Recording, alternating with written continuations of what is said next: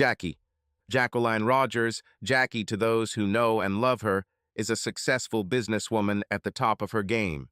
She loves working as a realtor and owns her own real estate agency, which she is sincerely proud of.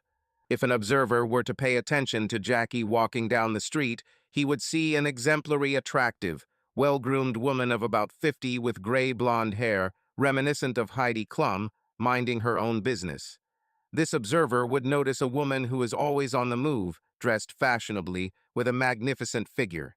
A woman who confidently walks down the sidewalk in heels, swaying her hips.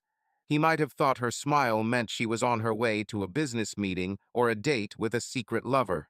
He would definitely have noticed the men turning around after her, because even in adulthood, she would not have looked out of place on board the yacht of some billionaire. But if this observer had looked deeper into her life, he would have seen that Jackie was more of a housewife than a destroyer of families. She is a practical woman, a beloved wife, mother, and caring grandmother. This is an energetic and charming woman who has an endless supply of strength and a husband who is the envy of many. Perhaps an observer would have guessed that she was a high-profile realtor with a solid client base. As an employer, she is considered one of the best. Popular among employees, kind, fair, attentive, hardworking, approachable. She is someone to whom employees have great loyalty. Over the years, Jackie has perfected her skills. She often told her salespeople, "You don't just sell houses, you sell dreams." Jackie enjoyed the excitement of the transaction necessary to successfully sell in the emotional world of real estate and thrived under pressure. She still gets real pleasure from closing a deal, resolving disputes between buyers and sellers, and negotiating with the best professionals. Experience has taught her when to pause, when to give in, and when to retreat. But the main thing is how to convince clients to abandon unsuitable real estate unless they themselves insist. Jackie prides herself on her ability to read people, assess situations, overcome objections, emphasize strengths, and, when necessary, gently nudge clients toward closing a deal. It was often said about her skills, she could sell sand to the Bedouins or ice to the Eskimos. But most importantly, Jackie radiated confidence. Her smile caused a smile in return. People trusted her. Jackie's approach was simple. She seemed to be dealing with bricks and mortar, but in reality, she was dealing with her clients' future happiness, their dreams, aspirations, and long-term investments. Many sellers and buyers returned to her when they were moving, upgrading, or downsizing, which in itself was proof of her skill. But even the wisest women can make mistakes in their own relationships, and Jackie was one of them. George Rogers, Jackie's 58-year-old husband, left for work in the morning as usual. But in the middle of the morning, he was called into the chief's office. Thinking it was related to a new project, he took a notepad with him. That day, his world collapsed. He was literally stunned when he was told that he had to choose between compulsory dismissal or voluntary early retirement. He was told that the company was downsizing, some of its operations were moving to another state, his services were no longer needed, and he was now redundant. All this at once destroyed his sense of self-worth. George loved his job. He was an experienced design engineer at System Dynamics. An ordinary person, not George Clooney, but not the last guy in the village with his head on his shoulders. Thanks to Jackie's support, he led a relatively healthy lifestyle and kept himself in shape. The work kept his brain sharp, solving problems, something he was good at. Like his wife in her field, he was also the go-to person for advice in his business. At work, he felt valuable and needed. But now he learned that he could be replaced, and this was hard for him. For him, being fired was synonymous with failure, little better than being fired. But he could imagine early retirement as a well-deserved reward for his years of service, so he could sell this idea to himself and others. Besides, he told himself, if he retired, Jackie could sell the business, and they would finally realize their plans of traveling the world. Together, they will be able to enjoy the fruits of their labor, spend more time with their grandchildren, spoil them, and try what they have always dreamed of. When George told Jackie that he had retired, he did not mention that it was because he was no longer needed or talk about the alternative involuntary termination, When Jackie heard the news, she didn't know how she felt. On the one hand, she was happy for her husband, but his retirement was sudden. He did not even discuss it with her. Jackie kept her outward smile and congratulated him, but inside she felt anxious. Jackie believed that if this was what her husband wanted, then he deserved a break. In addition, she was glad that now they would spend more time together, because George would no longer be away for several days or weeks at a time and would be able to do more of his hobbies. But then the reality of this news began to dawn on her. George presented his early retirement as their opportunity together, as their time to travel the world. This was their chance to do everything they had always dreamed of. Jackie knew what they were dreaming about. She didn't need to be reminded. But she wasn't ready for that, at least not yet. George may have been ready, but she had absolutely no desire to give up her job and business. Listening to her husband, Jackie did not feel so enthusiastic about sailing off into the distance with him. She was enjoying her current life. Being a good wife, she tried to hide her doubts, sat silently, and listened to his stories about what they could now do together. However, irritation began to arise within her. George didn't ask her opinion. He told her how she could now sell the business, how she could retire, and he said it as if everything had already been decided. Jackie felt that her future was being planned for her, not with her. The truth was that she hadn't even thought about retiring. It wasn't relevant to her. Of course, one day they will actually realize their plans, including traveling around the world. But not now. Jackie believed that she still had several years of active work ahead of her. She had a business, a job, social activities, and she didn't want to give it all up just because George decided it was time. Her preference was to continue working. Her real estate agency and team of employees were like a second family to her. Like a child, she took care of her business, watched it grow, supported it in difficult times, and shared in its successes. She enjoyed the daily challenges of running her own business. She also felt a responsibility to her team. Confucius's phrase, "Choose a job you love, and you will never have to work a day in your life," perfectly described Jackie's feelings. Telling this to her husband and crushing his dreams was not easy for her. Despite her doubts, Jackie believed George deserved a good life. She knew how hard he worked to provide for his family, the sacrifices he made. She remembered how much he had done for her, especially in those years when she was just thinking about leaving McCabe's and starting her own business. At that time, they had no opportunity to lose a stable income, but George supported her, even agreeing to take out an additional mortgage to find financing. Jackie recalled how he worked hard, taking on difficult and unpleasant tasks in order to earn a little more and cover the loan payments. He never set conditions and demanded nothing in return except for their togetherness. Now, despite her hesitation, Jackie felt that she was letting her husband down. She felt selfish and ashamed. After trying to explain her reluctance to retire, she tried to divert the conversation into a positive direction. She reminded George that he now had the opportunity to play golf, work in his workshop, and finally start doing those little chores around the house that he had been putting off for a long time. George, hearing her hesitation, asked, "Why don't you want to join me? Isn't this what we've always dreamed of?"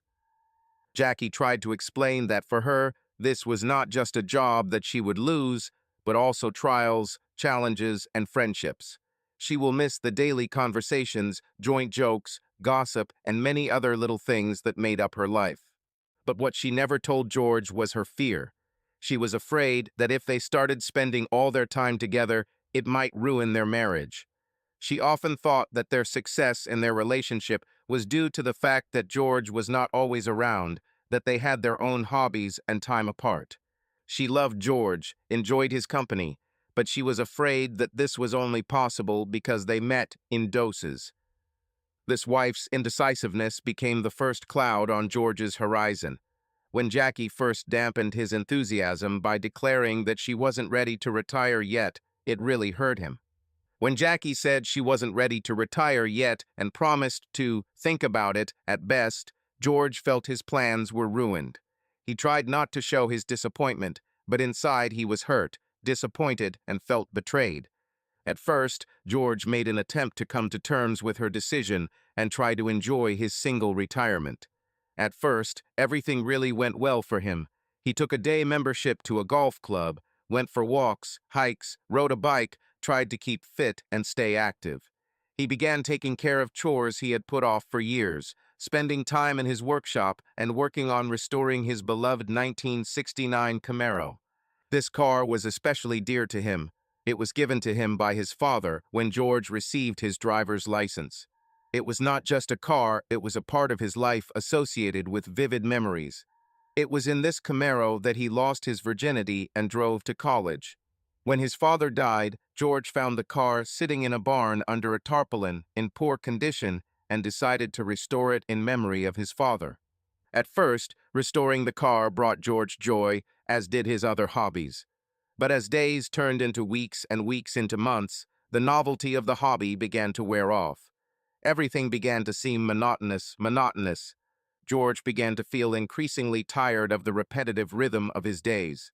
Golf and his playing partners began to bore him. Walks and bike rides lost their appeal without Jackie's company. Even in hiking and walking groups, he did not find closeness or a sense of belonging. Meanwhile, George began to withdraw more and more into himself, and Jackie, carried away by her work, did not even notice it. When George stayed at home, he felt empty and lonely. The house in which they lived became an empty and cold place for him. He could go days, even weeks, without speaking face to face with anyone other than Jackie. And when they talked, she was full of stories about her busy day, new clients, and new successes. At first, he was happy for her, but soon her stories began to make him jealous and bitter. Her life seemed full of energy and events, while his own was drowned in silence. Dinner conversations turned into monologues, with only Jackie speaking and George silently listening. Every time he brought up the issue of her pension, she either avoided answering or found a way to change the subject. Over time, George began to suspect that she had no intention of leaving her job. Frustration and resentment grew inside him. He felt out of place in her life, as if she was moving forward, leaving him behind. To fill his time and feelings of loneliness, George began calling Jackie at work more often. At first, she happily answered his calls, but soon they began to irritate her. Her husband called too often, and his conversations were aimless. Her irritation grew until one day she simply sent his calls to voicemail. When he realized that Jackie had begun to avoid his calls, George felt even more isolated. Then he started calling their daughter Emma, hoping to find support in her. But Emma, juggling work, a small child, and household chores, could rarely devote enough time to him. George began to feel unwanted. He felt that his entire existence was reduced to emptiness and lack of purpose. Finally, George broke down and told Jackie that he was going to look for a job. He told her that he could no longer sit at home alone, that this was not the happy retirement he had dreamed of, and that she had, in fact, disappointed his expectations. Jackie, hearing this, just smiled and said, "That sounds like a good plan. Try." His heart sank. He hoped that she would tell him that she would give up everything for him, that they would start a new chapter of life together. But her indifferent reaction destroyed these hopes. The next day, George pulled himself together and began looking for work. He called old acquaintances and sent several resumes. However, the process turned out to be more difficult than he expected. Although he passed several interviews, he began to suspect that his age was working against him. Even when he contacted his old company, he received a blow. Instead of transferring his position to another state, his place was taken by a young specialist working for a significantly lower salary. This humiliated him to the core. For George, this was the last straw. He was replaced by a young specialist who cost the company 4 times less. It was as if someone had told him straight to his face that his experience and dedication meant nothing. As frustration took hold of George, he became irritable, withdrawn, grumpy, confrontational, and sullen. His mood swings began to affect every aspect of his life, including his physical and mental health. He gained weight. His motivation to get up in the morning was fading. He looked at the ceiling and asked himself, "What's the point?" As if this were not enough, during this period, he began to have problems with sex. George still retained enough sanity to realize that something was wrong with him and decided to see a doctor, mainly hoping to get a prescription for pills. The doctor listened to his complaints and then, to George's shock, diagnosed him with early stages of depression, prescribed mild antidepressants, and advised him to see a psychologist. As if this were not enough, the doctor insisted on a full examination before prescribing the pills, during which he discovered George had a heart murmur. Although it was not dangerous and treatable, in the short term, it required additional medications. The worst part was that the drugs made George's sexual problems even worse. For the first time in their life together, George did not share his problems with Jackie. He was ashamed, and he convinced himself that his sexual dysfunction would go away on its own, and there was no point in bothering her. But inside, he felt like an inferior man. Jackie, meanwhile, noticing that her husband's mood had worsened, considered it just a temporary phase that would end as soon as he stopped sulking. Yes, he was upset that he didn't get another job, but it's not the end of the world. She didn't like that he was staying in bed longer in the morning, and she really missed their morning conversations. However, her husband's melancholy did not cause her alarm. Gradually, feeling tired, Jackie would return home in the evenings and find dirty dishes in the sink. The laundry was not washed, no one vacuumed the house or did any cleaning at all. This began to irritate her greatly. Her feeling of resentment gradually gave way to anger, especially when she came home and saw that dinner had not even started, and her husband had just been lying around all day, not even having shaved. This led to quarrels. These quarrels escalated into loud scandals, violent arguments, and slamming doors.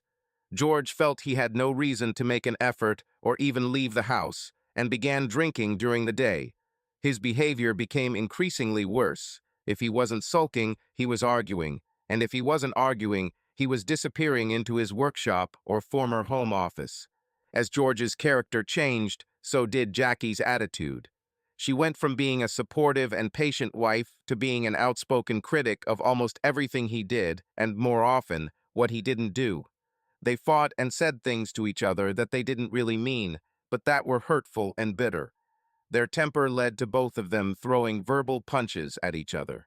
Not wanting to give George another reason to be unhappy, Jackie stopped dressing up for work or even for meetings with friends. Her friends noticed this and began to support her. Now, returning home, she was silent about her day, stopped mentioning work, new clients, deals, the latest gossip. She just didn't want to wake up the bear. Jackie hated and then began to resent the fact that she no longer had anyone to share her thoughts with. She blamed George for depriving her of this. The closeness that once bound them was gone. They no longer hugged, watched movies, and sat on opposite ends of the sofa. They no longer went to restaurants, movies, or bowling, mostly because George didn't feel like it. Even kisses goodbye became rare, and their sex life practically died out. Jackie was infuriated that, despite her attempts to improve the relationship, George avoided her and refused intimacy. She couldn't understand it. It was always important to her that they had an active sex life. They even watched adult videos together. They had always had good communication in the bedroom, but now even that was gone. Is he really trying to punish her? Being an old-school person, Jackie never thought for a second that her husband's lack of desire could be related to his health, be it physical or mental. It seemed to her that he was simply lazy because he did nothing all day long. Jackie began to doubt herself. Was she okay? Does he still find her attractive?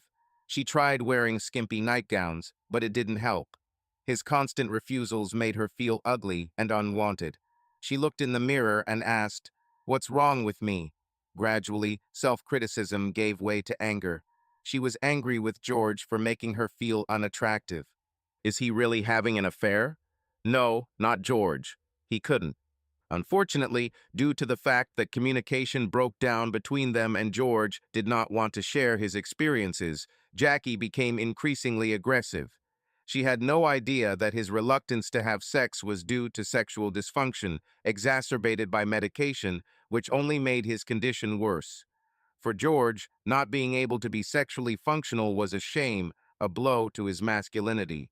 Even though he understood that his problem was partly caused by the drugs, he found no consolation in this. His pride did not allow him to confess to Jackie, especially in light of their constant quarrels. Within a year of his retirement, George had gone from being the husband Jackie loved to a sullen shadow of his former self. He gained weight, stopped taking care of himself, constantly ate unhealthy food, and despite his medication, he drank. George sat in front of the TV all day and went to his office in the evenings. He became everything Jackie hated in men. Jackie felt that George was dragging her down with his mood swings. Living with him became difficult. She confided in her daughter Emma that she was considering a temporary separation to reset. Emma was shocked. She had no idea that things were so bad for her parents. Over the next weeks, Emma dissuaded her mother from the idea of a temporary separation, fearing that it might lead to something more serious, such as divorce. Jackie listened to her daughter, assuring her that she was not going to get a divorce and promised to try to be patient, even though she no longer felt loved. Jackie still loved George, but she knew he was no longer the man she had once loved, the man she had married, or the husband he had been. She felt that their marriage was no longer a partnership. She told George about this, but the conversations invariably ended in quarrels. George again brought up the topic of her retirement, openly expressing dissatisfaction with the fact that she chose to continue working.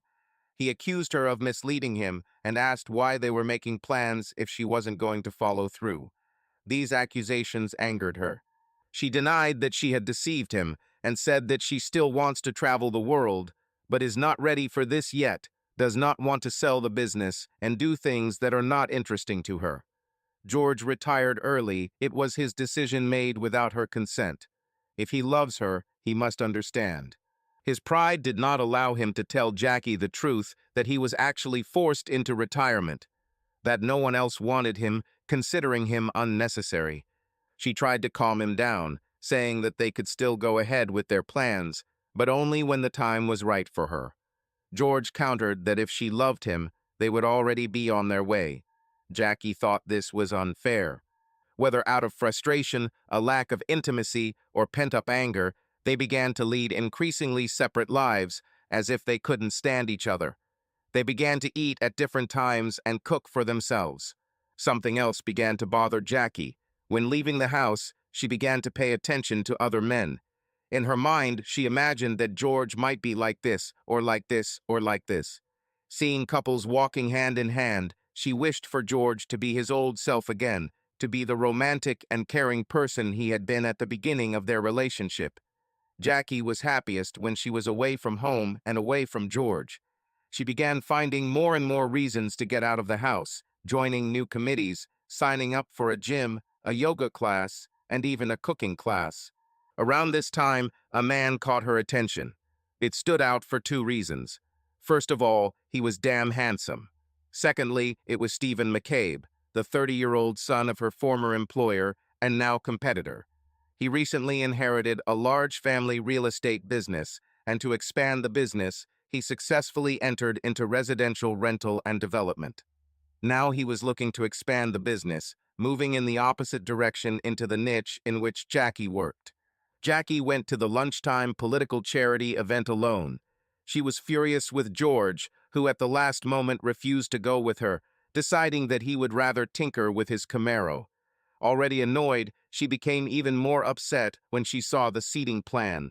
She was seated at the same table with Stephen McCabe. Jackie didn't like Stephen McCabe.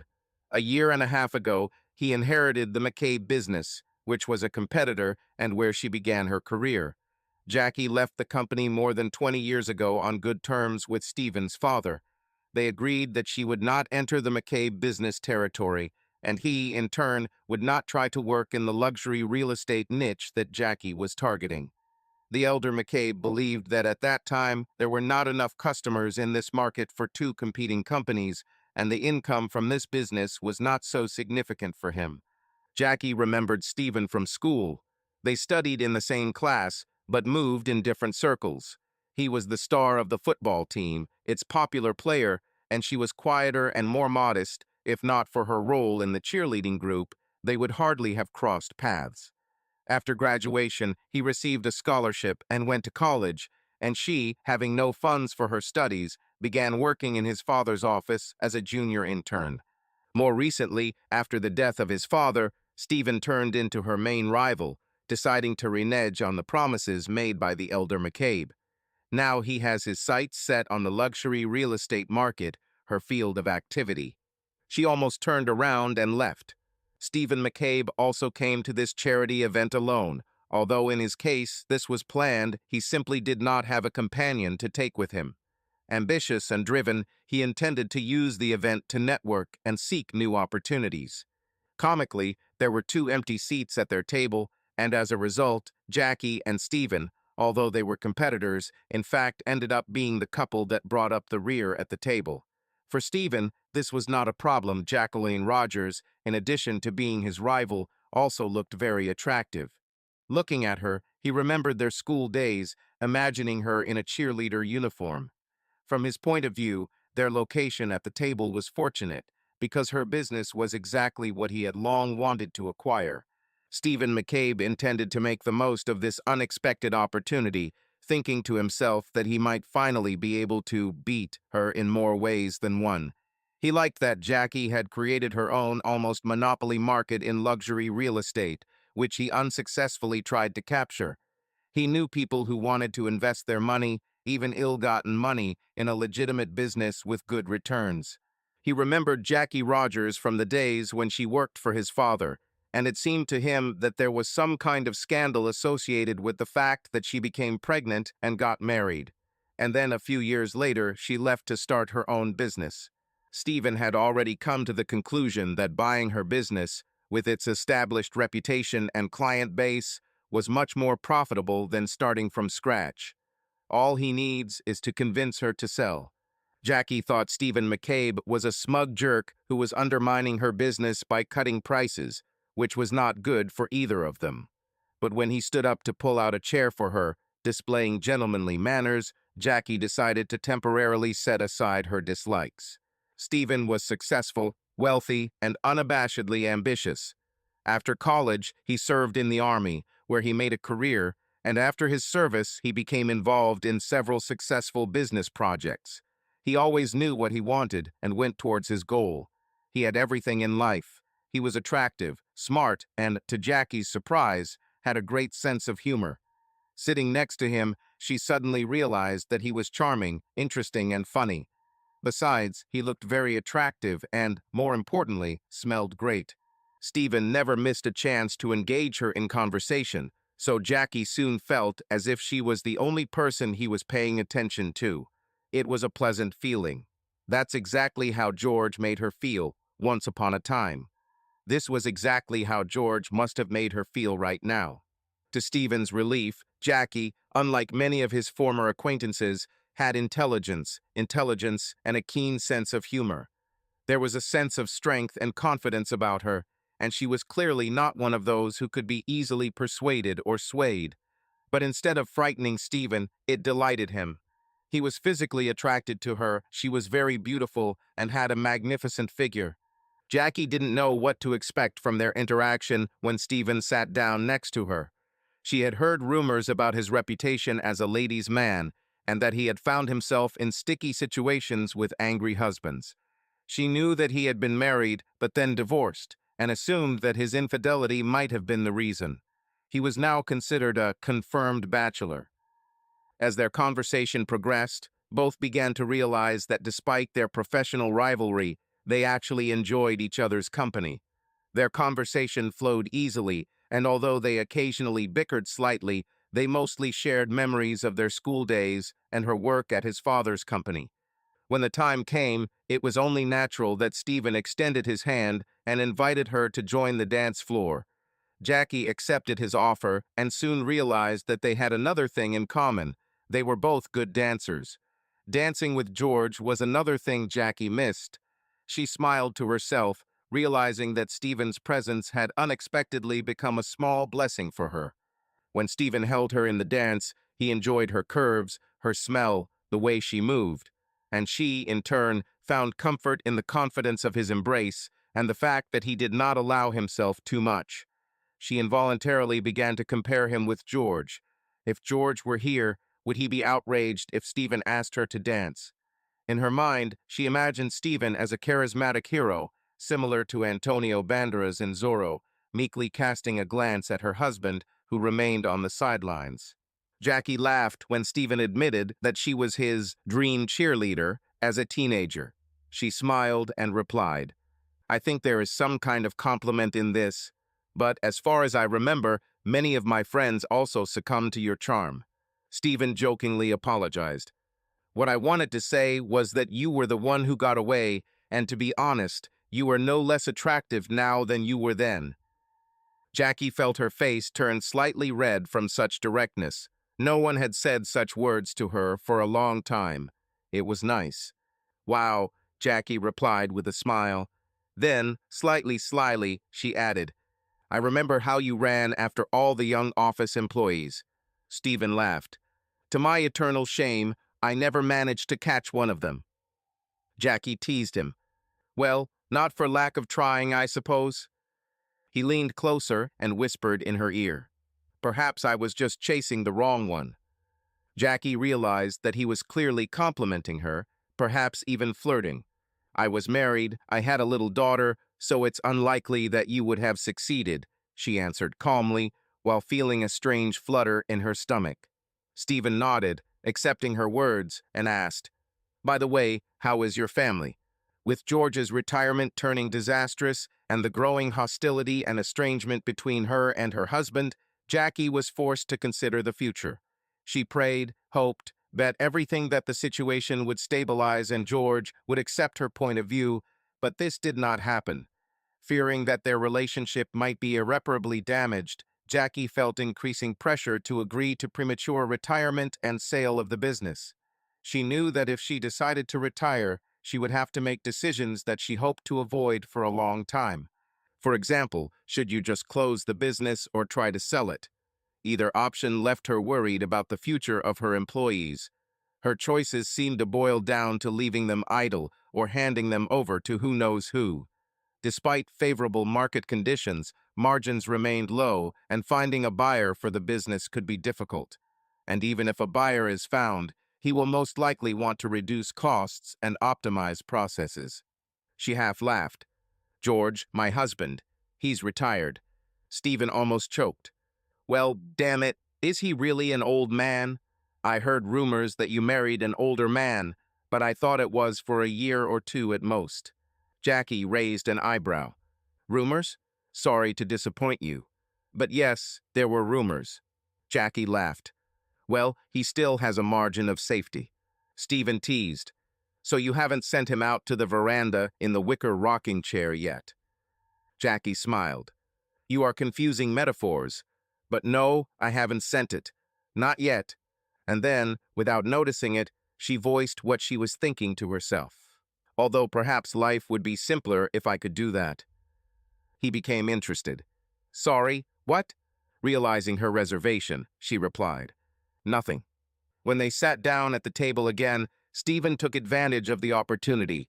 Having learned that Jackie's husband also wanted her to retire, he, as jokingly, suggested that if she decided to sell the business and wanted to do it quickly, she should consider his offer to buy. Jackie politely declined. Despite the potentially sensitive nature of her confessions regarding the situation with George, Jackie suddenly felt comfortable trusting Stephen. She told him that she felt a little selfish for not retiring with her husband, but in reality, she just wasn't ready to stop working. It wasn't what Stephen McCabe wanted to hear, but he thought that if he sowed the seeds of doubt, he would cast the bait. He listened. Jackie explained to Stephen that one of her problems was that she didn't want to give everything she'd worked so hard for to some stranger, except maybe him. It might seem stupid, but the business was like a child to her, and no matter how much sense there was in selling to appease George, she still hesitated. Stephen politely countered that sometimes the head has to take precedence over the heart, agreeing with Jackie that selling might actually be a smart decision for both of them. But so as not to alienate her, he added that he understood her point of view. He then asked permission to return to the matter from time to time to try to change her mind. Jackie laughed. Go for it. She later jokes. It seems like I owe you an apology. Stephen asked what she was apologizing for. Jackie smiled and replied, You're not quite the idiot I thought you were.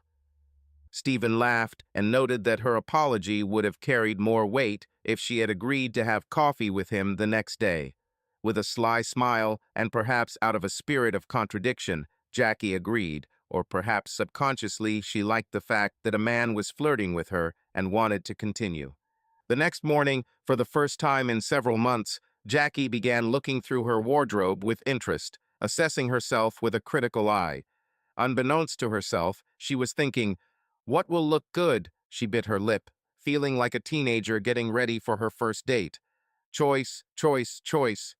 Heels or flats, pantsuit or skirt and blouse. If the skirt is short, knee length, or long.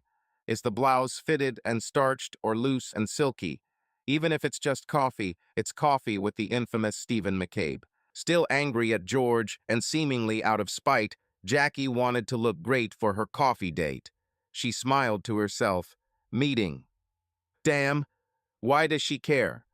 But the realization that it really mattered to her left her confused. She was overcome with guilt because she wanted to look attractive for a specific man, and this man was not her husband. Come on, she told herself. She didn't do it for Stephen McCabe. It was her way of showing George that he was being an ass. However, what does it matter if another man shows interest in her? That's more than George does, and it's not like she can't stand up for herself. She's a grown woman after all. But then she began to think, what if she was inventing everything for herself? Maybe he is not interested in her, but only in her business. To her relief, while enjoying a vanilla latte, Jackie noticed that McCabe, as she decided to call him, had not brought up the topic of selling the business. However, when she first addressed him as McCabe, he asked again, McCabe, sorry, I didn't mean to seem rude.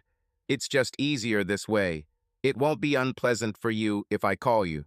Stephen laughed. McCabe means McCabe. She smiled. You are sure? Will it offend you? To her surprise and rather pleasure, Stephen flirted with her incredibly openly. Yes, she thought, he's clearly trying to charm her. She noted smugly, the rumors about him turned out to be true. He turned on all his charm. After exchanging phone numbers, they parted as amicably as they had met, exchanging a polite but warm hug. They agreed to meet again for a cup of coffee Stephen said he would call.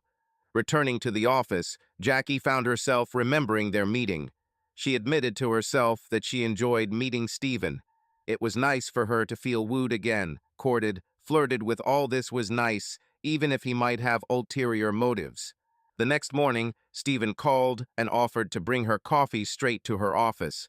She laughed and, without thinking, answered, I think it would be more prudent to meet in a cafe. Soon they developed a regular coffee tradition. They met in a certain cafe at their permanent table. After 2 or 3 meetings, they began following each other on social media, both business and personal, and exchanged personal email addresses. After a few weeks, their hugs became warmer, stronger, closer, and were now accompanied by a friendly kiss on the cheek. And if one of them had their hands full, they still exchanged this mutual kiss. This was followed by an invitation to dinner. Jackie was a little hesitant. Dinner seemed like something more significant in her eyes, but in the end she agreed. After the first lunch, more lunch meetings followed, and soon they had a favorite restaurant, a cozy, almost secluded place by the lake. Despite Stephen's continued open flirting, their relationship remained exclusively friendly. Jackie was secretly glad that she finally had conversations that didn't end in arguments. Meetings with Stephen were a breath of fresh air for her. Stephen enjoyed their time together, but he had his own goals. He really wanted to get her into bed.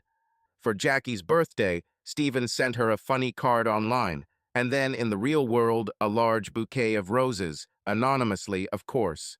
Jackie was delighted with the gift, immediately realizing who it was from, and the whole office guessed it. Everyone knew that she was dating McCabe. She was seen more than once in the cafe by employees. To stop the rumors, Jackie explained to the concerned office manager that she was meeting with him only to persuade him to stop dumping prices. She knew that she would spread the official version among the rest of the employees. However, as her staff knew, sometimes 2 plus 2 did equal 4. Jackie called Stephen to thank him for the roses, saying they were gorgeous, and she really appreciated his gesture. She asked how he knew about her birthday. Stephen playfully pretended that he didn't know anything. But if it puts me on your nice list, I'm willing to take the credit. She smiled into the phone. You're already on my list. Jackie was so fascinated by roses that George's gift that evening made little impression on her. It was a scarf. The scarf, of course, was not bad, but it seemed to her that it had neither soul nor much meaning, as if George had not given much thought to the choice. As she unwrapped the gift, she smiled and thanked her husband, saying that this was exactly what she needed. She wondered, did he believe that she had said this sincerely? However, given their current relationship, Jackie decided to take what she had, because at least he hadn't forgotten. She thought for a moment, how did things get so bad between them? That evening they went to celebrate her birthday, which in itself was a rarity. The dinner was pleasant, the restaurant was good, but it was far from what she considered romantic. During one of the long pauses in their conversation, she wondered what her birthday dinner with Stephen would look like. She chuckled. Knowing him, it would have ended in a hotel room and a morning walk of shame. That night in the bedroom, Jackie tried to seduce George, but he, as always, found an excuse. She fell asleep, crying silently and wondering what went wrong. The next day at lunch, Jackie jokingly reproached Stephen for his rashness. Gossip will gossip, she said with a laugh. Let them gossip. He laughed and handed her a box of chocolates tied with a ribbon. I don't care. He added that he wanted to be even more rash. To make up for the lack of a proper gift, I was thinking about maybe inviting you to a dirty weekend in Vegas. No obligation. Jackie laughed. Dirty weekend, no commitment? A little contradictory, don't you think? Stephen laughed. What, you've never had an affair without obligations? He stopped mid-sentence, smiled, and continued. Although, I think you need some bright lights, a good cabaret, a jacuzzi, and silk sheets. And of course, you can keep the robe. Jackie looked at him with interest. Was he serious? She laughed again. And not a word about a good night's sleep. I passed. She politely refused his proposal, jokingly reminding him of her marriage, showing him the ring on her finger, and took aim at his reputation as a serial ladies' man. But at the same time, she thanked him for the chocolate. Stephen found her reaction funny. He joked with self-irony. I? Serial ladies' man? Come on. He apologized for not being able to give her a normal gift, making excuses that he found out about her birthday at the last minute. But smiling, he said that next year everything would be different. He wouldn't care about all the gossip, and even about her husband. Jackie laughed and said he was being stupid. But deep down she smiled. It was nice that she was invited that she wanted. Did he really try to seduce me? Yes, she knew it was true. Now, dating him, Jackie liked that he openly flirts with her, but did not overstep his boundaries so that she did not feel uncomfortable. It became something of a game. He tried to charm her, and she fought off his innuendo-filled invitations with a smile and witty answers, even as these invitations became more and more seductive. Their long conversations passed so quickly that only work obligations prevented them from spending more time together. They already knew that they shared the same political views, and although they were opposites in many ways, they agreed much more often than they disagreed. Jackie found their growing friendship inspiring. She felt happier, and it was a much-needed distraction from the family problems that awaited her at home. On the personal front, George continued to distance himself from her, and their relationship seemed to become more strained by the day. Jackie now looked forward to meetings with Stephen, these meetings that, although they were not dates, in every sense they were, despite all his efforts, remained purely platonic. Years later, Jackie would remember this time in her life, and the moment her heart skipped a beat when Stephen innocently held her hand for the first time. She didn't pull it away, but instead smiled and let him gently run his thumb over her knuckles. as if there was no hidden meaning to the innocence, even though her heart was pounding. Jackie became more and more comfortable with him. She felt comfortable leaning towards him, comfortable when he touched her arm or shoulder or put his arm around her waist, like a real gentleman, leading her through the doorway. Of course, he still continued to flirt, but she didn't mind. Moreover, she was starting to like it. Maybe it was precisely because he flirted openly that the small liberties he allowed himself seemed normal to her. She even began to take an interest in his personal life, specifically asking about the last poor woman whom he managed to seduce and whose reputation, according to her, he ruined. As their friendship deepened, Jackie began to discuss things with Stephen that she no longer discussed with George. They agreed or argued about films, plays, books, exhibitions, sports, holiday destinations, bucket lists, and, of course, current events. She even liked his dirty jokes. She didn't confess to him, but his inappropriate attempts to get closer gave her pleasure. She enjoyed feeling wanted, needed, attractive. Stephen made her feel all of this. Stephen continued to tease Jackie about how as a teenager he thought about her when she was in her cheerleader uniform. She replied that he was a terrible person, but joked back that she was glad that she had brought him so many happy memories. He started asking what she thought about him at that time. She laughed and replied that if he hoped for mutual recognition, he would be greatly disappointed. Now, thanks to meetings with Stephen, Jackie again began to think about how she looked and how she dressed. She carefully chose her makeup and clothes, adding a few drops of perfume to her neck, wrists, and between her breasts. Stephen noticed this. Stephen, in turn, enjoyed the chase. Jackie put up more resistance than he expected from the attractive and, as he believed, disliked woman his favorite type. He really wanted her, he wanted her business, and he hoped that if he played the game right, he could have both. But at the same time, he truly appreciated her as a person. In the months that followed, they became more and more drawn into each other's orbit. Jackie was drawn to him because he took her mind off her family problems and brought joy back into her life. Stephen found her irresistible. With a magnificent figure, a vibrant personality, and charisma, she was one of the most interesting, fun, and attractive women he had met in a long time. He even found the slight wrinkles around her eyes and at the corners of her mouth incredibly sexy and charming. It didn't take long before Stephen made a strategic decision to stop aggressively competing in the luxury real estate market. He called it a truce, explaining that such actions were too costly for him, and was now convinced that buying out Jackie's business was a much better option. By being open about his change of strategy, he said he would be patient and, despite her denials, knew she would eventually agree. After they started following each other on social networks, their communication naturally moved to a new level, exchanging short text messages. Usually these were simple phrases like, "How are you?" "Meet me for coffee," or "Are you free for lunch?" Gradually, they began to call each other on mobile phones. Unlike George, Stephen's calls never went to voicemail, they were always answered.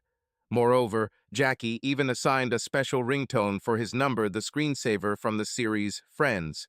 Ironically, earlier, in a fit of anger, she changed George's ringtone from Queen's cheerful "You're my best friend" to the ominous Imperial March from Star Wars.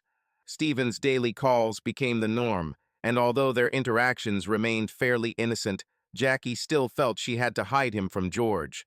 Even in the best of times, she knew that her husband, although he might not have complained directly, would not have approved of their frequent communication. However, her main argument was that, given the current state of their marriage, knowing that she was enjoying the company of another man would only lead to more quarrels and baseless accusations, something Jackie could not afford. Also, Jackie began to notice that there was something mischievous and exciting about keeping a secret, and Stephen was her secret. Even if things were going well between her and George, she probably still wouldn't tell him about Stephen McCabe. The truth was that Jackie felt a slight thrill every time her phone vibrated, and she secretly checked messages or sent them herself. Becoming more and more confident, Jackie realized that, having overcome her nervousness, she began to enjoy correspondence with Stephen, even in the presence of her George. Yes, despite their problems, he was still her George. As their communication with Stephen became more and more familiar, this communication acquired the characteristics of excessive intimacy. Their messages and calls became more and more frank. Jackie's suppressed anger gave her a kind of permission to even joke and make snarky comments about George. Although it may not have been entirely benevolent, it was still not malicious. Stephen became someone Jackie could safely confide in, complain to, and talk about her marital problems. As far as she knew, he had not betrayed her trust, except for the occasional banter with George. Stephen knew how to listen and did not judge. He seemed to instinctively know when to calm her down, let her talk, or stop her and ask a question. For Jackie, he was the one who always knew what to say. On Sunday evening, while sitting on the sofa with George, watching another British crime drama, one of the few traditions they had preserved, she received several messages from Stephen. After answering a couple of them, she noticed that George was getting irritated and asked Stephen to slow down. During the conversation, she casually admitted that she was hiding their correspondence from her hubby because he would be jealous. In response, Stephen sent several emojis with tears of laughter. After this confession, Stephen did the exact opposite of what she asked. He began to deliberately write to her late at night, guessing that she was getting ready for bed. He also wrote early in the morning, assuming that she was either still lying in bed next to her husband or having breakfast opposite him at the table. Jackie sometimes scolded Stephen, saying that it was not funny, but he replied that she became even more attractive when she was angry. In fact, she liked this game. He began to egg her on, offering to send him a reply message right under the old man's nose. In the morning, he would playfully ask what color her underwear was, if any, or say, "How can you think about another man when your husband is next to you?" He also added, "When will you prepare breakfast for me? Or maybe I should bring it to your bed." Or, "If you were with me, I would keep you so busy that you would have no time to write or think about anyone else." Jackie would usually respond with a laughing emoji or write something like, "Stop it, he's close. You are a terrible person, you will go to hell." But when he asked her what color her underwear was, she usually gave a one-word answer. Sometimes, if they wanted to talk, she would tell George that she needed to respond to a client and go into another room. George never questioned her. Jackie often told Stephen to behave, especially when he would suggest with a winking emoji that she go out for coffee without underwear or secretly meet him at a bar, promising to behave but accompanying his words with crossed fingers. When Jackie first lied to George so she could meet Stephen at the bar, she felt terribly guilty, but at the same time so alive. She laughed as she told Stephen how her heart was pounding when she told her husband that she would try to come back not too late. When she arrived at the bar, it seemed to her that all the customers knew why she was there and were judging her. Later, when telling Stephen, she admitted that she was shocked at how easy it was to deceive George. She said he just told her to take her time. Jackie grinned, like I'm going to. However, despite her guilt, she convinced herself that she was still completely honest. Stephen really was her friend and, of course, looked at her legs with pleasure. Stephen began taking her to a dance club. This quickly turned into their regular meeting on Thursdays. Jackie even gave up one of her committee obligations and instead came up with a new one to free up her Thursday evenings. Jackie loved salsa. She understood that she was acting unreasonably, that she could be seen.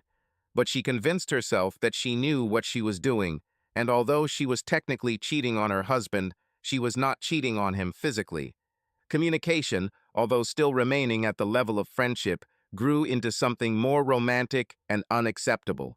The first time Stephen kissed her, it took her by surprise, but after recovering from the shock, she kissed her back. She responded to attempts to go further with a firm but playful no. The kisses were so good that Jackie didn't mind Stephen's further attempts. She brushed them off, enjoying the process, and maybe even encouraging them on a subconscious level. She felt the warmth of his touch. Yes, Jackie knew she was cheating on George. Kissing was cheating, emotional connection was cheating. She was in a relationship with Stephen, albeit not completely. However, she firmly decided that she would not sleep with him. Jackie created an excuse for herself. If anyone asked, she would say that she loved George but cared about Stephen. This, in her opinion, was an important difference. Stephen wanted Jackie and was sure it was only a matter of time before she gave in. He made her laugh, and she didn't believe for a minute that he meant her harm, although her marriage certainly could have suffered. However, uncontrollable sexual tension grew between them, and because of this, an indirect intimacy developed that remained unrealized. Jackie couldn't deny that she was attracted to Stephen, but deep down she wondered, was it worth losing everything she had with George? Because this intimacy remained intact, Jackie assured herself that, despite her carelessness in words or correspondence, her marriage was not in jeopardy. Moreover, she believed that this situation helped her to hold on. However, the relationship with George continued to deteriorate. Then one day, Jackie returned home from work to find that her husband had unilaterally moved into the guest bedroom. This made her furious. A heated argument ensued, which ended with Jackie breaking into their former marital bedroom. Wandering from side to side, for some reason she decided to call Stephen and tell him about it. Jackie took all her anger out on him, complaining about George and how she had reached her breaking point. In a fit of emotion, she admitted that she and George had not been close for almost a year. To her horror, Stephen laughed into the phone and said that if he had known this earlier, he would have come to her window long ago. Stephen joked that she must be climbing the wall. Jackie reproached him for laughing, saying that it was not funny, but hearing his laughter, she herself began to see some kind of comedy in it. She admitted that his guess about the walls was accurate, adding that his jokes weren't helping at all. Since George had moved into the guest bedroom, Jackie had been free to call Stephen from her bed, and he had been free to call her. Their nightly conversations became longer and longer, sometimes stretching until the morning. These conversations were increasingly accompanied by sexual innuendo and flirtation. Stephen said how he would like to be close to her, to hold her in his arms, adding that they would have such a night that the old man would probably not be allowed to sleep. One day, Stephen sent her an intimate photo with the caption, "Look what appeared here." Jackie was shocked, but admitted it was impressive. However, despite his requests, she refused to send anything back. The next day, when he asked again, she refused again. Changing tactics, instead of asking about the color of her underwear, he offered to send him a photo of her panties in response to his photo. Every day he asked, every day she refused, and he answered with a sad, smiley face. On Friday morning, plucking up courage, or perhaps succumbing to stupidity, Jackie finally made up her mind. Before she left for work, she took a neatly composed photo of her panties and sent it to Stephen. His response, with smiling emojis, exploding champagne bottles, and the text, "See, it's not that hard," made her laugh. And when he responded with another photo with the caption, "Unlike this," she almost laughed out loud.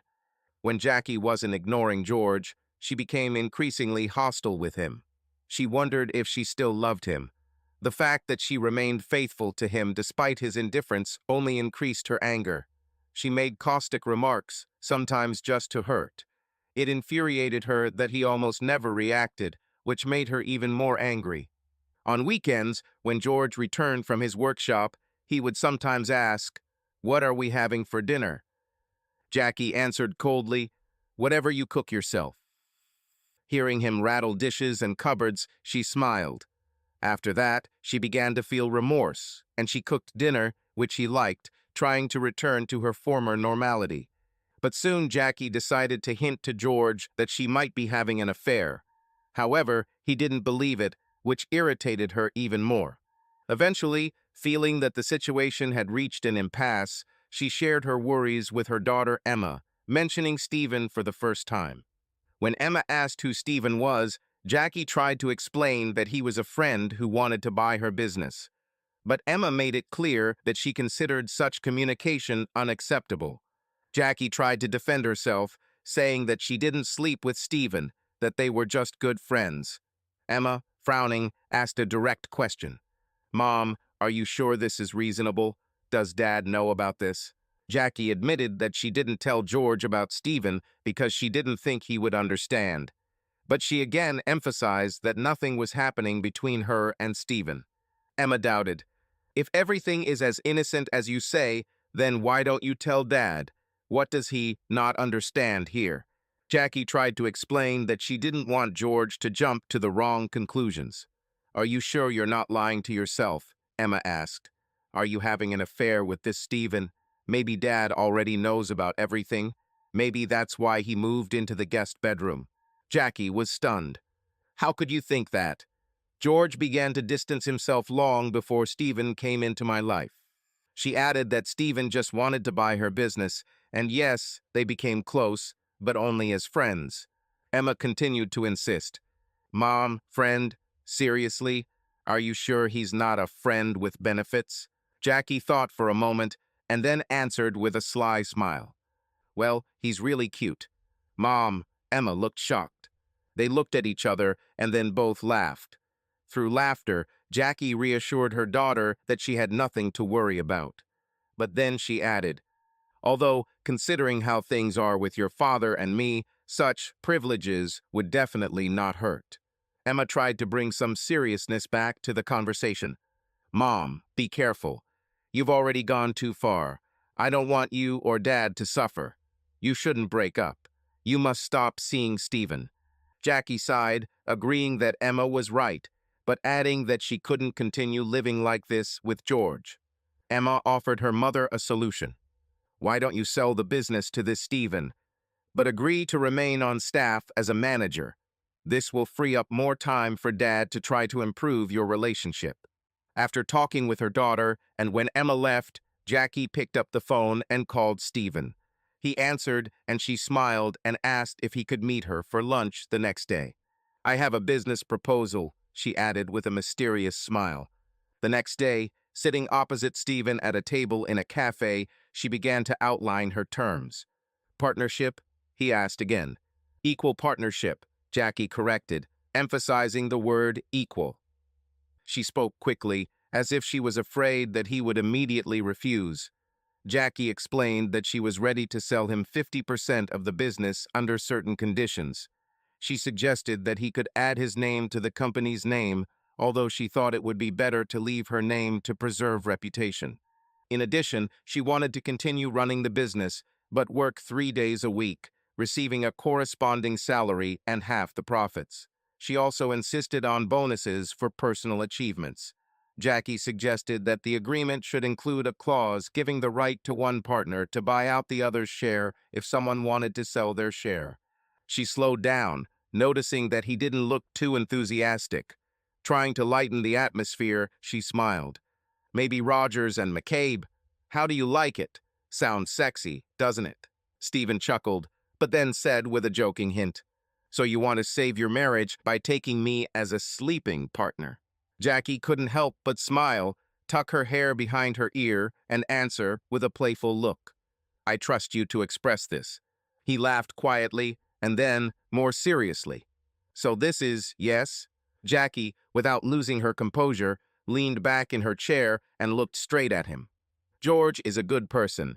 I like what we have, but I'm not going to jump into bed with you for.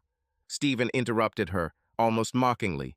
Sorry for my directness, but a good man does not leave a woman like you unattended.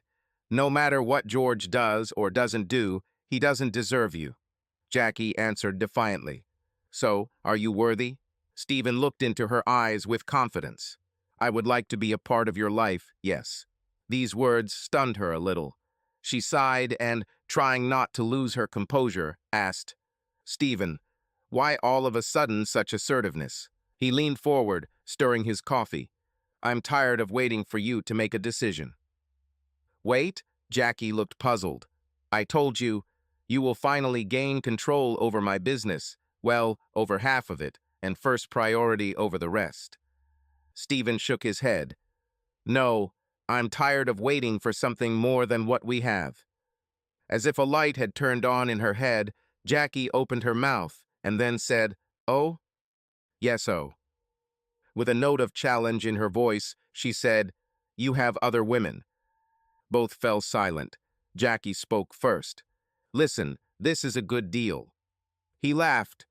For you, you will work 3 days a week. Have you even thought about what will happen on the other 2 days when you are gone, not to mention the weekends? You will still receive a salary, plus you want 50% of the profit and also commissions. And it turns out that I have to pay a fortune for the privilege of allowing you all this. Stacy is fully capable of taking on some of the responsibilities, and this will help ensure a smooth transition if I decide to sell you the remaining half of my shares. So now you also choose who will manage the business after you leave.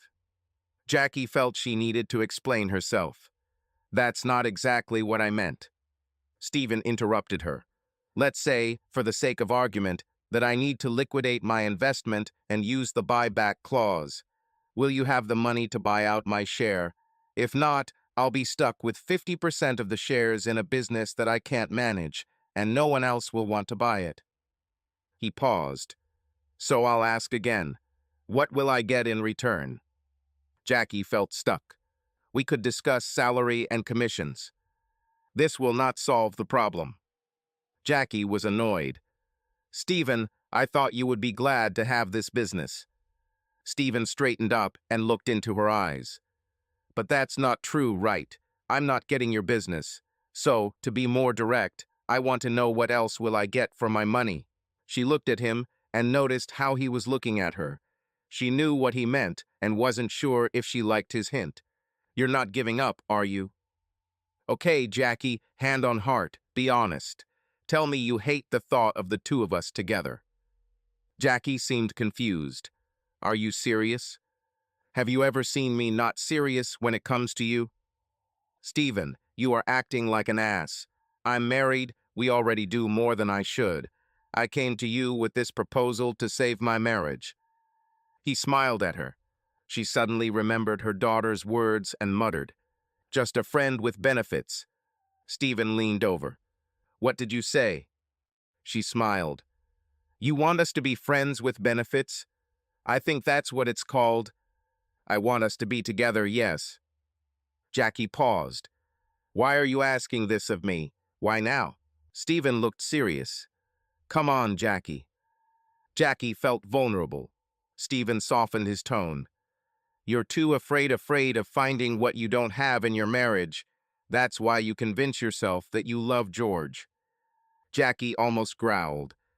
Do you know how long George and I have been married? I'm not going to give it all up. Jackie sighed heavily, calmed down, and looked at Stephen. Stephen, to be honest, you're right. I'm afraid that if I allow myself... She fell silent again. What if I start? I won't be able to stop. Stephen smiled. We can get what we want. If you want romance, I can be romantic. If you want red roses with chocolate, I will give you red roses with chocolate. You like me and I like you. I will not leave my husband for you. Stephen sighed. I'm not asking you, although I wouldn't blame you if you did, after the way he treated you. Jackie sighed heavily. You just want sex without obligation. Stephen laughed. Jackie, I'm not going to ask you to run away with me. But yes, I would like to have sex with you without commitment, but more than that, I want us to date so that you give us a chance. Stephen sighed heavily. Listen, if you want everything without obligations, without promises, we can do that. We can be friends with benefits. If it's easier for you to think that this is strictly business, I'll agree with that too. Jackie leaned forward. If I say that you are right, if I admit that yes, I fought with myself, that I also want more, that I dreamed of more, I can't just. I'll say that you can. I'll say, let yourself live, have fun, let things take their course. If you want it to be a secret, I can be very discreet. But if suddenly you want a little excitement, a little risk, something to spice up your days, I can offer that in abundance. You don't have to leave your marriage. And if George finds out, what then? So are you ready to be unhappy because of what may or may not happen? He looked at her as if he was already giving up. You're right, my mistake. I don't know what I was thinking. Jackie saw that Stephen was angry. She didn't want to offend him, and what he asked wasn't something she didn't think about, wasn't something she didn't want. Jackie laughed. You have a real smorgasbord of offers here. You still haven't said no. She smiled. No, she didn't say that, right? Does this mean that you are attracted? Oh God, Stephen. Of course he's pulling. Do you know how many men I wanted besides George? Won you. So what's stopping you? Oh, the fact that I'm married. Stephen shook his head. Jackie, you have never been so far from marriage. Jackie exhaled with a half smile, knowing his words were true. I've been drawn to this for a long time. She thought for a moment, and then, becoming serious, leaned forward. But I'm not sure if I want to be just another notch on your headboard. He laughed. A notch on the head of the bed? Don't underestimate your importance. Then he smiled. Jackie, I hope you know me well enough to know that you mean more to me. He noticed that her thoughts were somewhere far away, as if she was not listening to him. Jackie, she perked up, as if coming out of her thoughts, and muttered in disbelief. Yes. Okay, said Stephen. Let's be honest. You clearly don't want to leave George. Neither of us knows if you and I have a long-term future, but we both know that you're unhappy the way you are, and you know you can't continue to live like this. That's why you offered me this deal. Stephen took a deep breath. Jackie, although it is not profitable, I will still accept your offer regardless of your answer. But I want to believe that we could be a good couple, both in business and in bed. Jackie smiled. I'm afraid I'll feel like I betrayed George. Then don't betray. Throw him as many dice as you want. Just throw one to me. Jackie laughed. Should I throw one to you? Her lips were dry, and she licked them. Then she started smiling. You say, no obligations? Stephen smiled. I promise, no obligations. Stephen decided not to miss the moment. What did he have to lose? He stood up, walked around the table, and leaned towards her. Not caring who might be watching, he leaned down and kissed her. It wasn't quite the kiss she'd expected from his abrupt gesture, and it wasn't exactly a scene from the movie An Officer and a Gentleman, but she melted into his kiss nonetheless. She really adored his kisses. When they kissed, her heart began to beat faster, her pulse quickened. Their hidden relationship, like that kiss, was exciting. This kiss was perfect. Not too strong, not too weak, not too short, not too long, filled with tenderness, with a wonderful hint of unfulfilled passion, just perfect. It wasn't just a kiss, it was an invitation. He pulled away. Well, should I go alone or should I go with you? Her feelings flared. Without thinking, she reached for her leather bag. Their looks said it all. They wanted each other. Taking her hand, he helped her rise from the chair, and, smiling, barely holding back a happy laugh, she allowed him to put his arm around her waist and lead her to the exit of the cafe, where a bright sunny morning awaited them. On the sidewalk, he kissed her again, then, as if he knew she might still change her mind, he took her hand and led her to his car. She didn't need to be led. She quickened her pace to catch up with him. Now she was as interested as he was. Deep down, he knew that he didn't want to give her the opportunity to change her mind. Let's go to my apartment. They left her car. It didn't even occur to her what she was doing. What they were doing, she just wanted to be with him. As they drove into the city center, hardly a word was said. Feeling that the silence was beginning to bother her, she turned on the radio. How he was not stopped for speeding remains a mystery. The first thing he did when he entered his apartment was to kick the door so that it closed. For a second, as if out of nowhere, she thought about George. She was about to commit treason. Her heart was pounding. Her whole body yearned for intimacy. To get rid of the thought of George, she pressed herself close to Stephen and whispered, "Don't be gentle. Not today." He growled, "You are so sexy." Lying on the bed and looking at the ceiling, Jackie felt completely satisfied, exhausted, used, but happy. This was the first time in a long time that she was able to express her desire without fear or embarrassment. She was happy. Her thoughts were filled with questions. Why didn't I do this before? Why did you wait so long? What was wrong with me? Over the next week, as they tried every opportunity to make love, their romance reached a new level. At this time, two lawyers worked to prepare all the necessary documents. Jackie was truly happy. 10 days later, in her office, in front of her employees, as well as select representatives of his team, and in George's absence, after she and Stephen had made a small speech assuring everyone of a bright future, Jackie signed the papers giving away 50% of the company. They congratulated each other to the sound of champagne corks popping. While everything looked perfect, unbeknownst to everyone in the banking system, a transfer of $1,500,000 to a new bank account took place.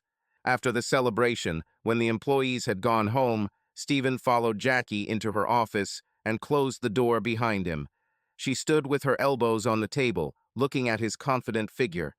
In the privacy of their office, they embraced and then celebrated the deal in their own indescribable style. That evening, when Jackie returned home, she couldn't wait to tell George about the sale. He was taken by surprise. He had not expected anything like this. Her big news surprised and delighted him. True, he felt a little hurt that she did not consult with him and did not warn him about her plans. However, he was pleased, if a little disappointed, that she had only sold half the company and would still be working most of the week. When she left to change clothes, the thought of selling half the business seemed like a Pyrrhic victory. It took George several days to get used to this idea. Knowing that his wife had sold half the business, he began to think that this might actually be a good idea. It seemed to him that she was finally thinking about him, about them. The morning when they sat down to breakfast together instead of her usual rush to work was pleasant. Away from George, especially in the arms of her lover, Jackie was amazed at her willingness to go beyond the norm. It was as if she had a second wind. She felt renewed, enjoyed the feeling that she had a big secret, which in itself became an aphrodisiac for her. She did things with Stephen that she had never even thought of before. She got Stephen's attention and as much sex as she could handle. He couldn't seem to keep his hands off her. A few weeks later, Stephen admitted that he was no longer dating anyone. This pleased her, but also made her feel guilty as she reminded him that she had no intention of leaving George. Jackie let Stephen film them with his phone, and after watching the footage and feeling excited, they bought a better video camera, then a tripod, then additional lights, then a couple more cameras. They even created a cloud account and viewed the footage together, and sometimes she helped him with editing. Sometimes, while editing their notes, they spoke as if they were producers. Stephen persuaded Jackie to record herself on camera, as if she were giving an interview or blogging. She told the viewers about herself, her favorite sexual positions, her favorite toys, and what she liked about each of them. She even did segments where she talked about the riskiest places and situations where they had sex and where they almost got caught. It was like she was back in time a few years ago. Her skin was glowing, and all that sex was better than any workout at the gym. She had never felt so fit. This happiness and sense of contentment extended to her relationship with George. She was no longer irritable. She became more tolerant, softer. It was strange for her. On the one hand, she did not feel guilty for her affair with Stephen, but on the other, this strange duality gave her vague doubts. Stephen was an inventive partner. He discovered a lot of new things for her, and was more experienced than she. He took advantage of her promise to let him do whatever he wanted, introducing her to a world of soft dominance, role-playing, experiments with ropes, punishments, daring challenges, photographs, filming. Besides being fun, he was demanding and firm. But Jackie responded to him in the same way, becoming just as demanding. All these experiments led them to one intimate practice that Jackie had never even considered before. When Stephen first expressed interest in doing this with her, she was shocked and immediately said, "No way." He realized that to become the first, you need patience. Gradually, he began to prepare her for this idea, although she was apprehensive. It turned out to be not so scary and helped her relax. When he realized she was ready, he arranged the most romantic evening: soft light, pillows, candles, and their big bed. Knowing that this was her first time, he was attentive and careful. This turned out to be a completely new experience for Jackie. Stephen was pleased to be her first in this. From being nervous and unsure in the beginning, She grew into a woman who did not hesitate to open up to her lover. Stephen, with his experience, knew how best to guide her through this and truly enjoyed the process. After one of these evenings, Jackie told him, "Why didn't I do this earlier?" Stephen was surprised by her willingness to try new things. If his first wife had been half as open in the bedroom as Jackie, he might never have had an affair. He regretted that his relationship with Jackie could not last forever, especially if she decided to return to George. But as long as she was around, he was going to enjoy every moment. Jackie could already tell him without hesitation that she loved him, but in her understanding this meant love for the moment, for what they were experiencing together. She knew she wasn't in love with him, but that didn't stop her from enjoying their time. Sometimes they spoiled themselves by staying in expensive hotels to spice up their role-playing games.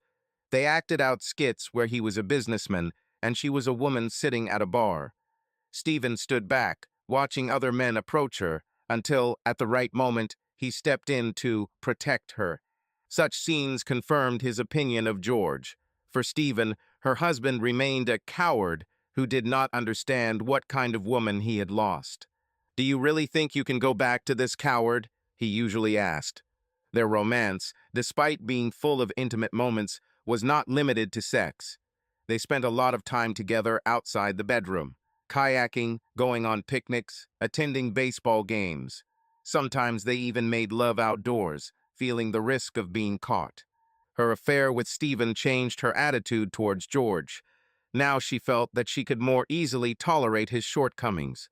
Her irritation decreased, she stopped demanding changes from him so much. She even began to spend more time with him, convincing him to do things together: walks, bike rides. Their relationship improved noticeably. They no longer argued, but could simply spend the evening over dinner. She tried to persuade George to return to the marital bedroom, but he refused every time. One day, unexpectedly for Stephen, Jackie asked how he felt about tattoos. When he replied that he had no particular opinion, she said that her daughter got a tattoo during spring break, and since then she had been thinking about daring to get one herself. "Do you think it's too late for me? Would you agree to come with me and help me choose?" Stephen wanted to make sure she wasn't doing something she would regret. But seeing her enthusiasm, he agreed. "I want a tattoo so that it reminds me of you," she told him. He almost choked on his drink. "Jackie, tattoos are forever. Are you sure?" She nodded, smiling. "When you disappear from my life, and one day you will disappear, at least I will have something left that will remind me of you." Stephen thought, "What will your husband say if he sees it?" Jackie shrugged. "I'll tell him it's yours." Stephen choked and coughed again. "Wait, I'm not sure this is a good idea. You have to reconcile, but something else is more important. Does he have a weapon?" Jackie laughed. "You should see your face. Of course, I won't tell him about us. I'm not crazy. But if George suspects something, I'll think of something." She shrugged. "I'll tell him I did it for him." He looked into her eyes. "Tell me you love me." He knew that these were not words that she could easily say to herself. She hesitated. "Tell." She looked at him with a straight face. "Please, don't force me. Say it." She swallowed, remaining serious. "I love you." He laughed. "Liar." She laughed too. "Okay." He smiled. "If you're really sure, I'll take you to get a tattoo. I will be glad if you get a tattoo. Maybe even my initials." "What?" "No, that's not what I meant." She fell silent when she saw him laugh. "You should have seen your face." Jackie smiled. "Touché." Then, as if checking, "Stephen, are you sure? I don't want it to look like I'm taking advantage of you. I've already said why this is important to me." A week later, they entered a tattoo parlor. They looked at images on the walls and in albums, from religious and military motifs to sports, daggers, hearts, and much more. Jackie asked where he thought the best place to get a tattoo was. He replied that it was up to her, but if she wanted to be bold, the tattoo should be visible, for example, in a swimsuit or on the beach. He smiled.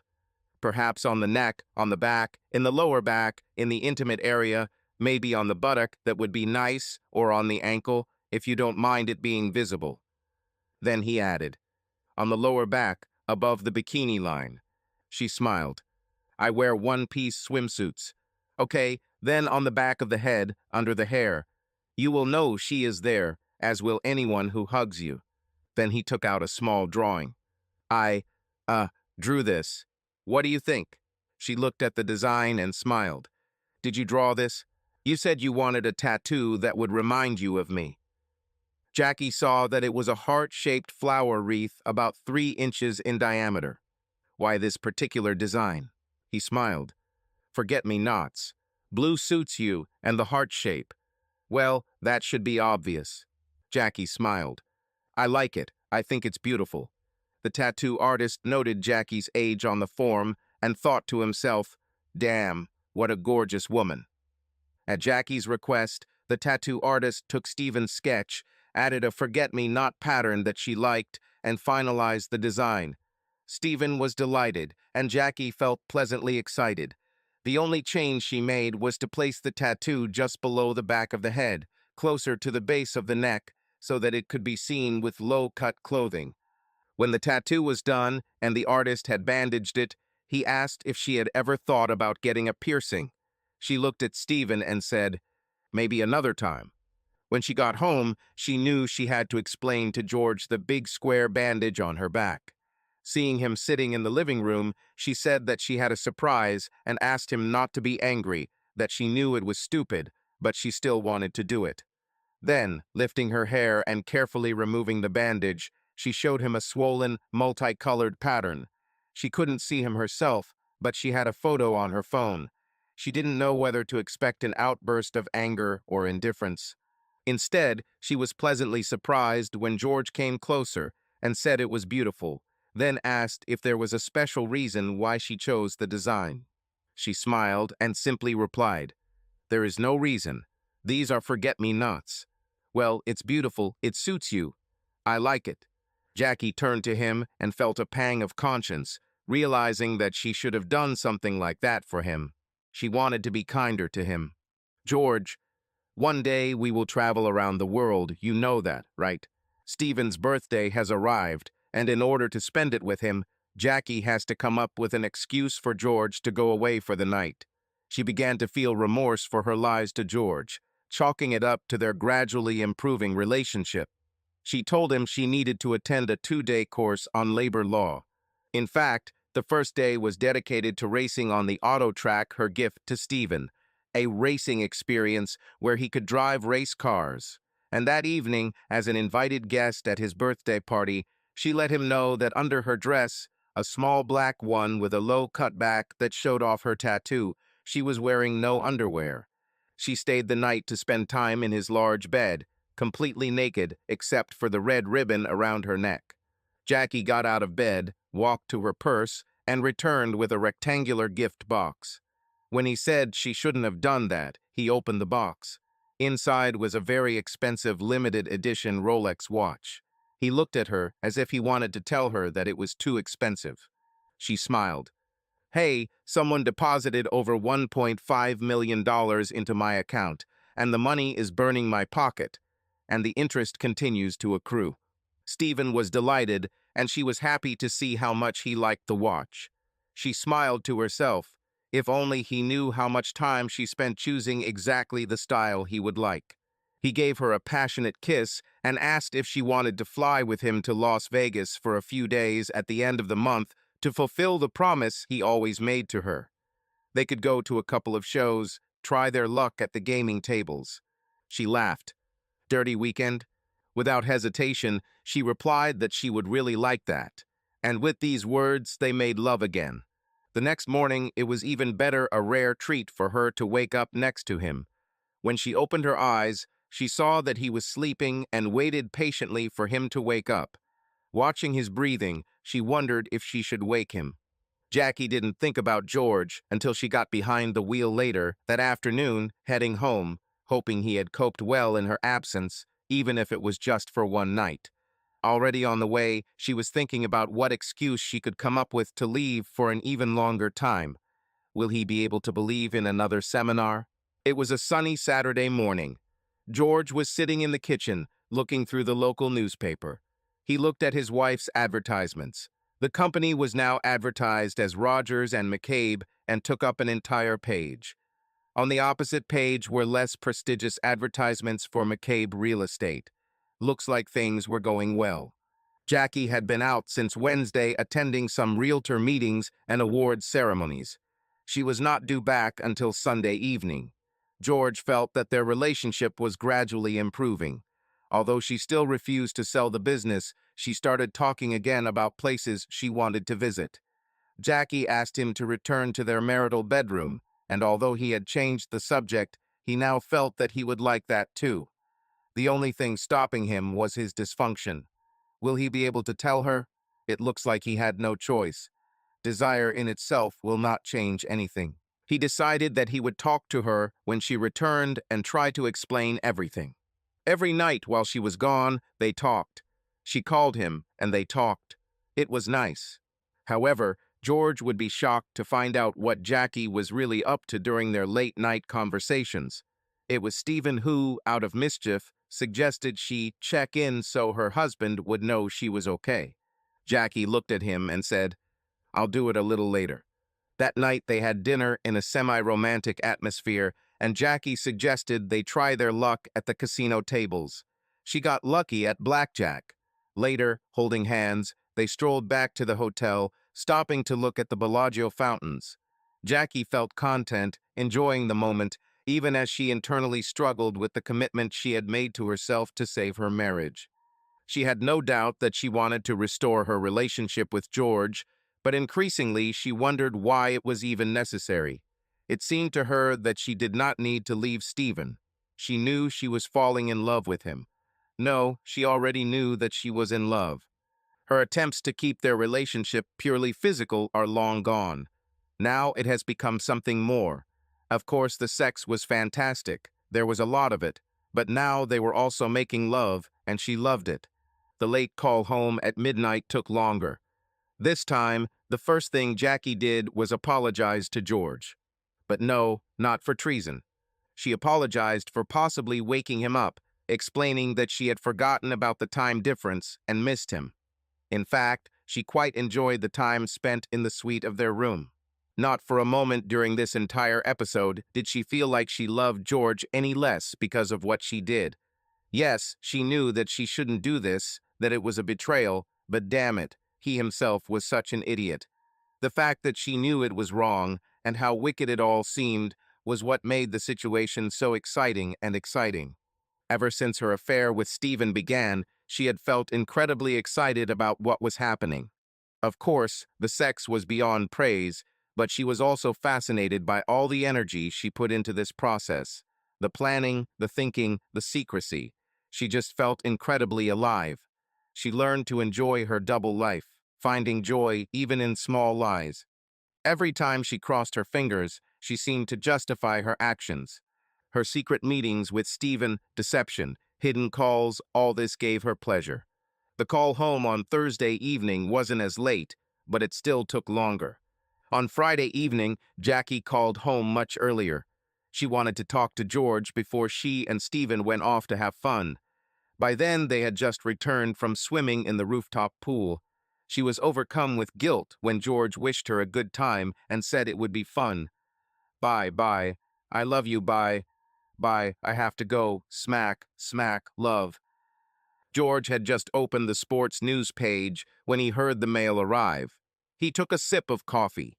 Meanwhile, in Las Vegas, Jackie and Stephen looked out the windows of the excursion helicopter, admiring the view of the Grand Canyon. A champagne picnic awaited them. 20 minutes later, as the helicopter landed, George looked through the envelopes. One by one, he threw them on the table at the entrance. Score, score, score. And then he saw a large manila envelope addressed to him. HM. He shook it as if expecting something to ring. His first thought was divorce papers, but then he realized that they had to be served in person, which means that's not it. Although I immediately began to worry, what if? No, because he and Jackie are getting along better than they have in a long time. Sitting down for a second coffee, he tore open the envelope. But when he pulled out the contents, he froze. His hands began to tremble. On the table in front of him lay at least a dozen glossy photographs. Jackie was on every one. In each of them, she was with a man. The same man. George recognized him as Stephen McCabe, his wife's business partner. In the first photographs, taken on different days, they were holding hands. In two, they were hugging, and in one, they were kissing on the street. The next photos showed them leaving the restaurant. In the first photo, they walked with their hands clasped. In the second, they said goodbye with a kiss as Stephen opened the taxi door and Jackie held his cheek.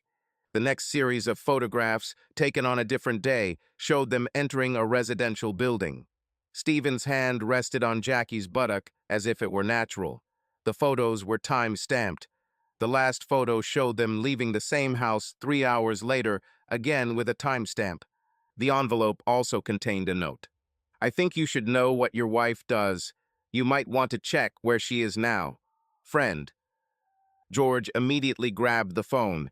He called Jackie, but the screen said, no signal.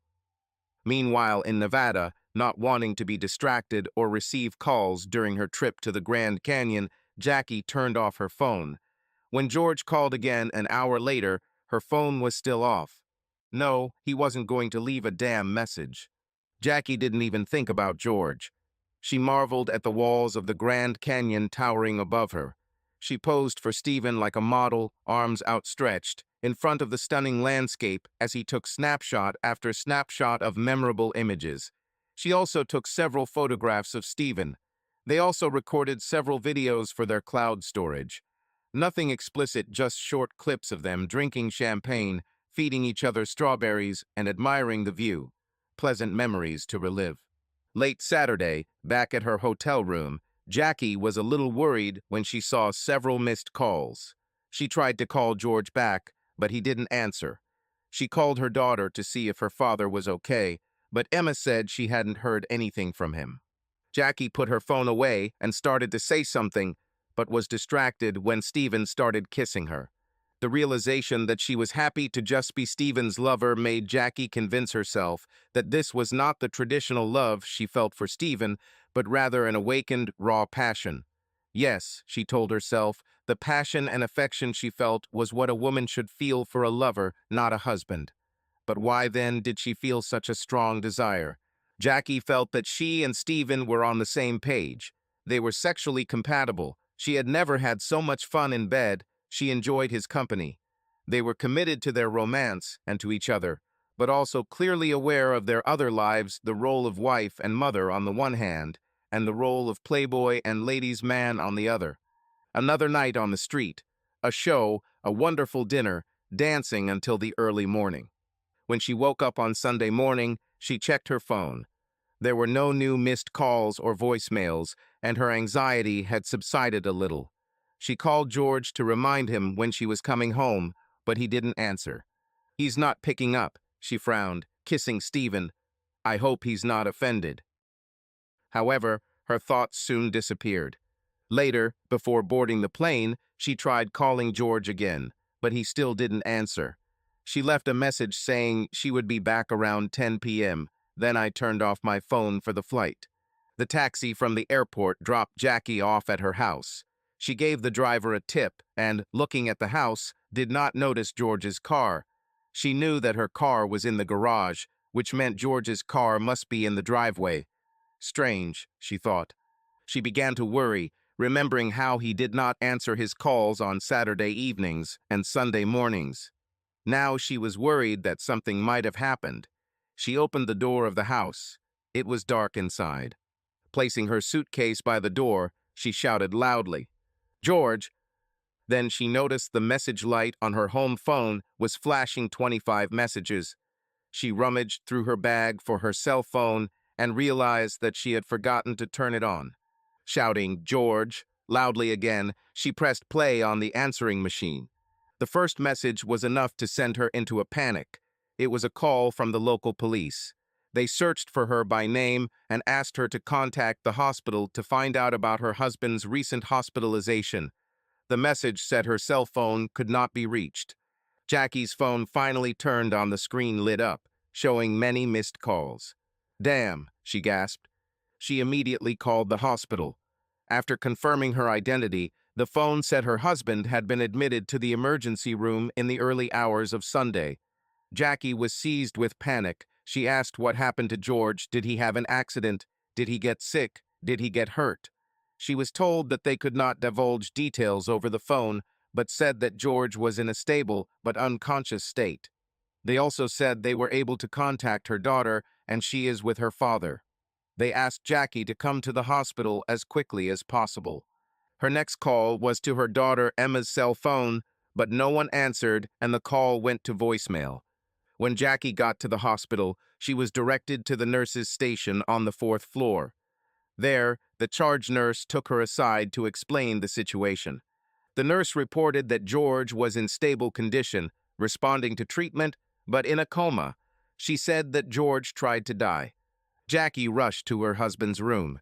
There she saw Emma, who was sitting next to the bed, holding her father's hand.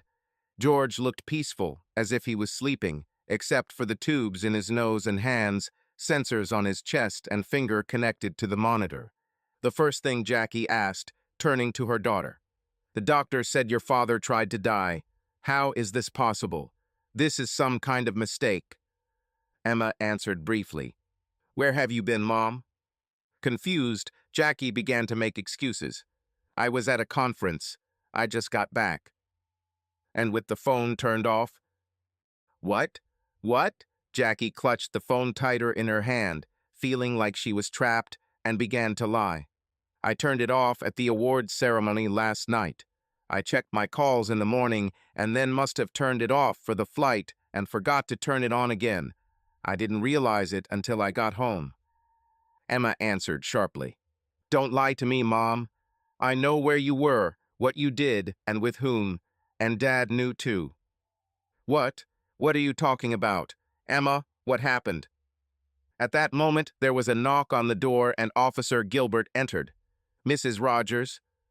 Yes. I know this is not a good time, but can I talk to you? Jackie was confused and at a loss. Can anyone tell me what happened to my husband? If you come out, I will explain what we know.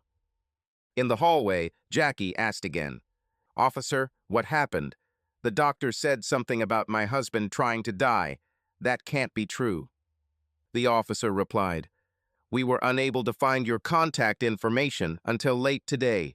Your husband did not have a phone with him, but when we received your information, we tried to contact you.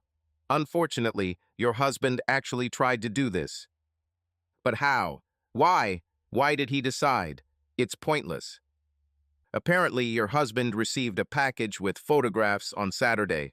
They showed you and another man. There was also a note in the package. Photos? What photographs? The officer handed over several copies. Jackie looked at them and the blood drained from her face. Damn, damn, damn. No, no, this can't happen. The officer continued. After receiving these photographs, your husband checked into the motel. He left a note and did it. He handed over a copy of the note written by George. Jackie began to read, and the officer continued to speak. Luckily for your husband, there was an electrical fault in the kitchen area of the hotel in the early hours, which set off the fire alarm. The motel was evacuated. When your husband was not found, firefighters entered his room and found him unconscious. He was rushed to the emergency department, where doctors were able to stabilize his condition. Jackie turned to the officer, trembling. Will my husband be okay? He'll get better, won't he? You will need to speak to medical staff about this, but I will need to take a statement from you.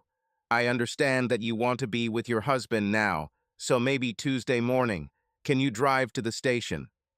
Yes, yes, of course, I will come. At that moment, Emma came through the door and said that she needed to go home. She had been here all day, but would be back in the morning. Jackie tried to talk to her, but Emma walked past her, saying, Shut up, Mother. I don't want to hear your lies anymore. An hour later, Jackie was shocked when the doctor told her what George had taken. They were able to flush his stomach and give him fluids to clear out his kidneys, but it was too early to tell if there was any damage. Brain functions appeared to be normal, but further testing was required. Meanwhile, his condition stabilized, but he did not regain consciousness. The doctor said it appeared to be a sincere attempt and not a cry for help. Given this, George will need to be seen by a psychiatrist before he can be discharged. Jackie read a copy of George's suicide note over and over again. It was essentially a list of how terrible his life had become since retirement, how he could no longer continue living after he lost his job. He felt forgotten, unnecessary, behind the times. He didn't want to retire, he was replaced by a young guy. He felt useless, worthless. Even my wife replaced me with another man. Everyone will be better off without me. The next morning, Jackie received a text from Stephen. He wanted to know how his sex bombshell was doing and what color underwear she was wearing, if any. Feeling guilty, she ignored the message. Then came another and another, each sounding more and more worried. Are you okay? Did this boob accidentally cause a cave age there? Finally, okay, if I don't hear an answer from you, I'll come to your house. Realizing that she needed to respond, she wrote, Stephen, I'm fine. I can't talk right now. I'll call you later. Are you sure you're okay? Are you safe? Yes, I'm fine. I'll call you back later, I promise. Soon a doctor came into the room and told Jackie that their family doctor had been treating her husband for clinical depression and whether she knew about it. She replied that no, she had no idea about it. Jackie explained that her husband had mood swings, stopped grooming himself, and that their relationship had become strained. But she thought it was because of retirement and hoped it was temporary. Your husband also has a heart condition. Heart disease? He never said he had heart problems. He has a heart murmur, but the medications prescribed should help. In the meantime, we will watch him. The doctor then explained that due to a history of depression and attempted death, her husband's mental status would be evaluated.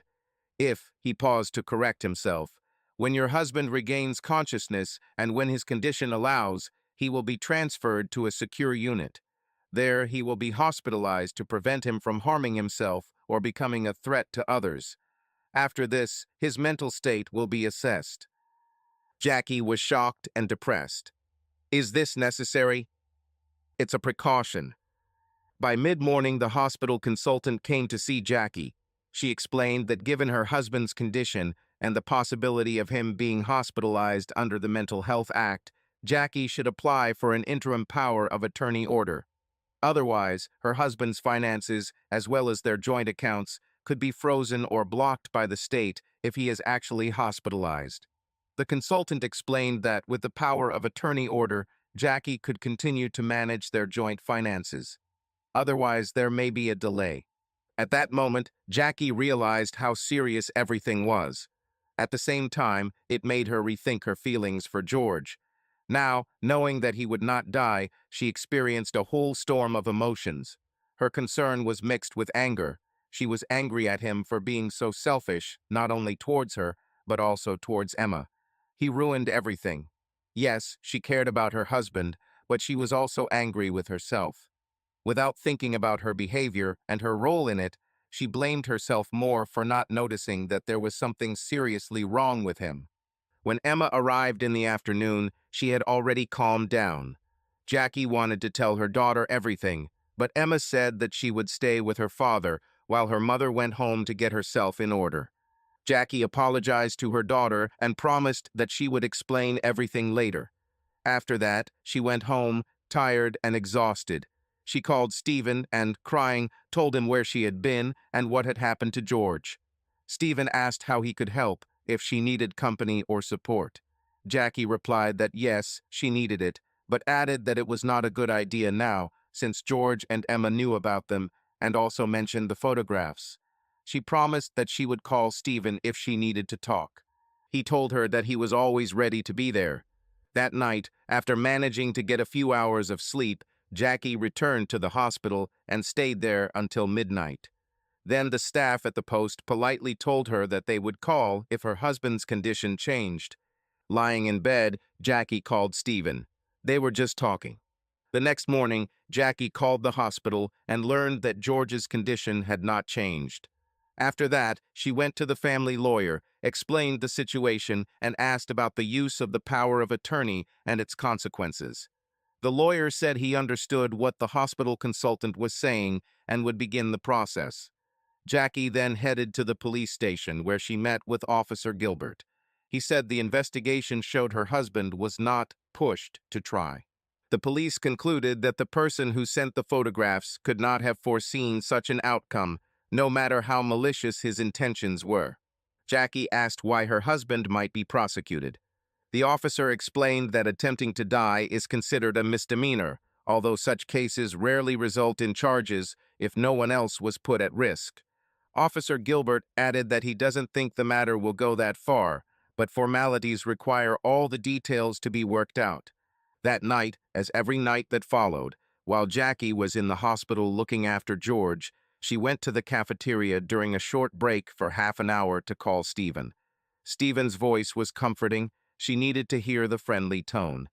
Emma, although she began to talk to her, remained cold. Jackie told her daughter that she wanted to talk to her father first before explaining the situation. Stephen urged Jackie to stop blaming herself. According to him, George did it himself. Yes, they may not have helped, but in the end, the husband's decision is his responsibility. Jackie disagreed, claiming that she should have noticed something was wrong with him. After so many years of marriage, she should have realized this. Stephen suggested they meet and take the photos with them to try to find out who sent them and why. The next morning, Jackie arrived at Stephen's house. He was glad to see her, and the feeling turned out to be mutual. Given the circumstances, they limited themselves to a warm hug. Over a cup of sweet tea, Jackie handed him copies of the photographs. George finally woke up on Friday. When he realized where he was, he asked that no visitors come to him. He agreed to see Emma, but flatly refused to see Jackie. By Monday, when the police came to talk to him, Jackie had hired a family lawyer who advised George not to say anything. On Monday evening, George was transferred to a secure unit, and the next day to a psychiatric facility outside the city. He didn't understand what was happening, but the doctors explained to him. In the presence of a lawyer, George was told that he had been involuntarily hospitalized and would remain there until the court was satisfied that he no longer posed a threat to himself or others. When he began to express his anger, he was given a sedative injection. The next day, the lawyer met with George at the facility and informed him that Jackie had temporarily gained full control of his affairs. George was told he could challenge the court order, but success was unlikely. At best, control can be transferred to his daughter, at worst to the state. The lawyer explained that the order was limited. Jackie would not be able to sell it or joint property worth more than $5,000 without approval, and he, as George's representative, would control this. Even though Jackie visited George every day, it was 2 weeks before he agreed to meet her. Doctors explained to him that harboring negative emotions toward his wife could be a sign of poor recovery. George reluctantly agreed to the meeting. Finally, Jackie was able to sit opposite her husband. She started by apologizing and declaring her love for him. George listened and calmly said that he no longer believed her, not after her betrayal and lies, not after her deception. He became increasingly agitated, raising his voice, saying that she must have been laughing at him all this time, taking him for a fool. His words hurt Jackie because, despite Stephen, she felt that she still loved George. He said that from now on she should be honest with him and not lie anymore. He then asked how long she had been fooling him. Jackie apologized for hurting him, saying that no one thought he was a fool, but if he did, then she would apologize for that too. She tried to answer his question about how long she had been having an affair with him. George fumed. "Tell me the bastard's name." Jackie was taken aback by his hostility. She quietly replied that it just happened naturally, but she and Stephen McCabe had been dating since she sold him half of her business. When he asked why she did this, Jackie explained that she felt frustrated, lonely, unwanted, angry at him, and confused, adding that, yes, she was also attracted to Stephen. She didn't want to put the blame on Stephen. George exclaimed furiously, "Stephen then, you can't blame Stephen, that bastard."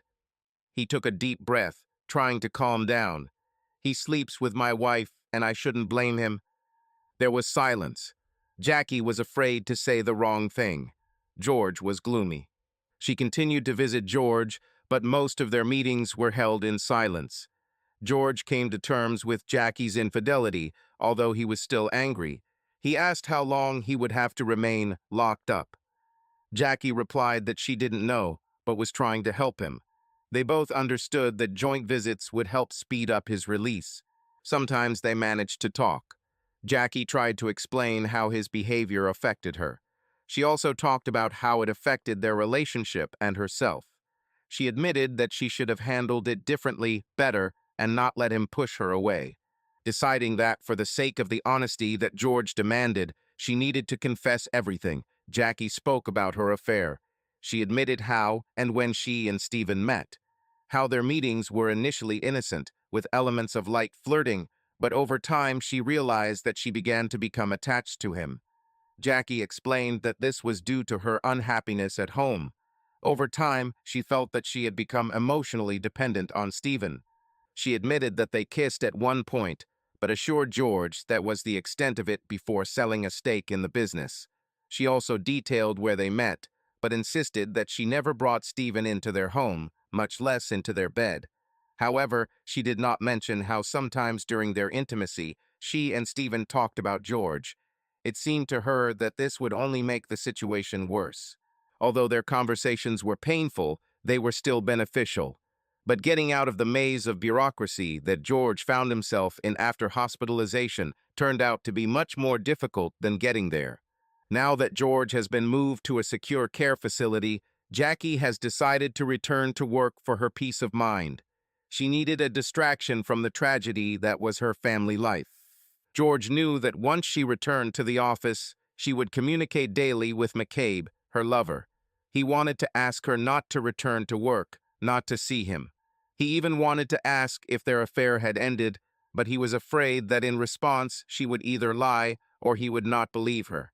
Jackie, in turn, was grateful for the distraction that work provided, unaware of George's internal torment. Meanwhile, she met Stephen when she went to his house to deliver the photographs. She didn't tell George about this.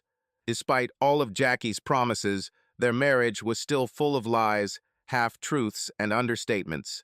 The road to hell is paved with good intentions. When Jackie came to Stephen's house again, she planned to tell him that their relationship had to end. She was going to explain that she felt torn between two worlds. The affair needed to be consummated, but with strong feelings for Stephen, she felt she had to say it face to face. She felt she owed him this. But what do they say about the road to hell paved with good intentions? Her good intentions disappeared in the blink of an eye. As soon as Stephen opened the door, she threw herself into his arms, all in tears. He held her, comforting her and listening as she cried and repeated how sorry she was, without specifying what she was talking about. She said things had gotten ugly and that it was all her fault. Stephen held her tightly, caring as a friend, a lover, and a business partner. He didn't care about George. Jackie laid her head on his shoulder. It was soothing, she felt safe. As for the road to hell, it began with one tender, comforting kiss that rekindled their romance with new passion. Their lips met in a kiss, and everything was decided without words. After that, they remained lying in each other's arms, enjoying the moment of intimacy.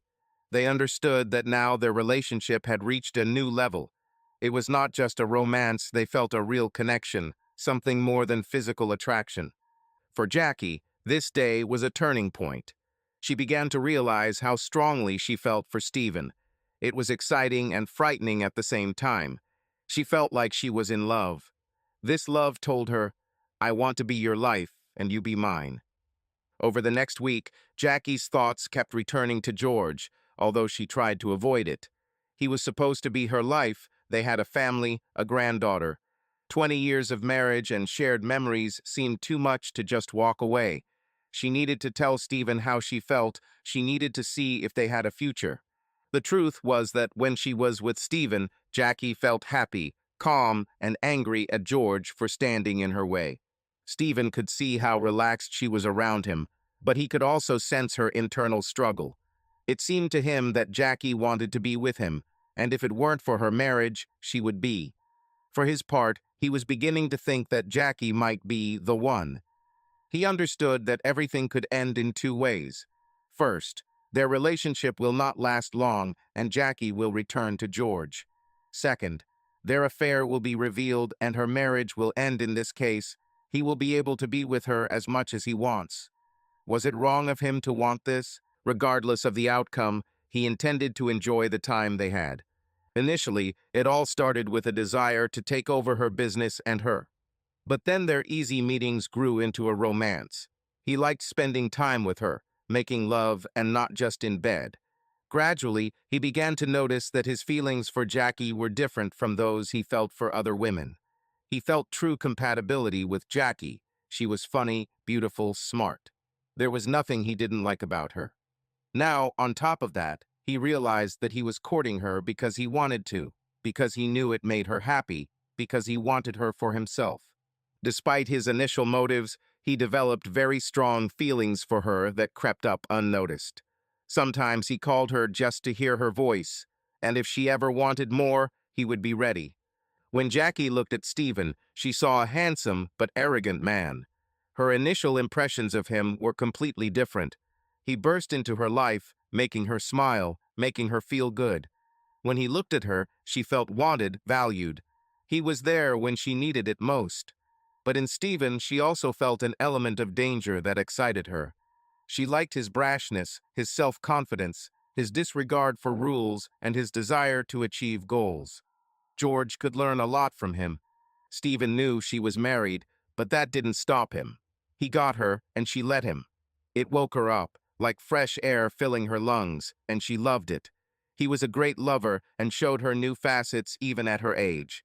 With him, she felt free to be dirty and lewd in the bedroom like never before, without feeling guilty. She liked that there was darkness in their relationship, that sometimes they seemed to mock her marriage, and she willingly took part in it.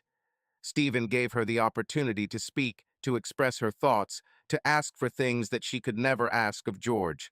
She knew she valued George. Until this moment, she considered him the love of her life and was happy with their life. But now, with Stephen, she felt different. He gave her goosebumps, made her feel devilishly alive, ready to risk everything for him. It seemed like the whole world was at her feet. Two different feelings caused by two different men. In a perfect world, she would have both. But the world was far from perfect.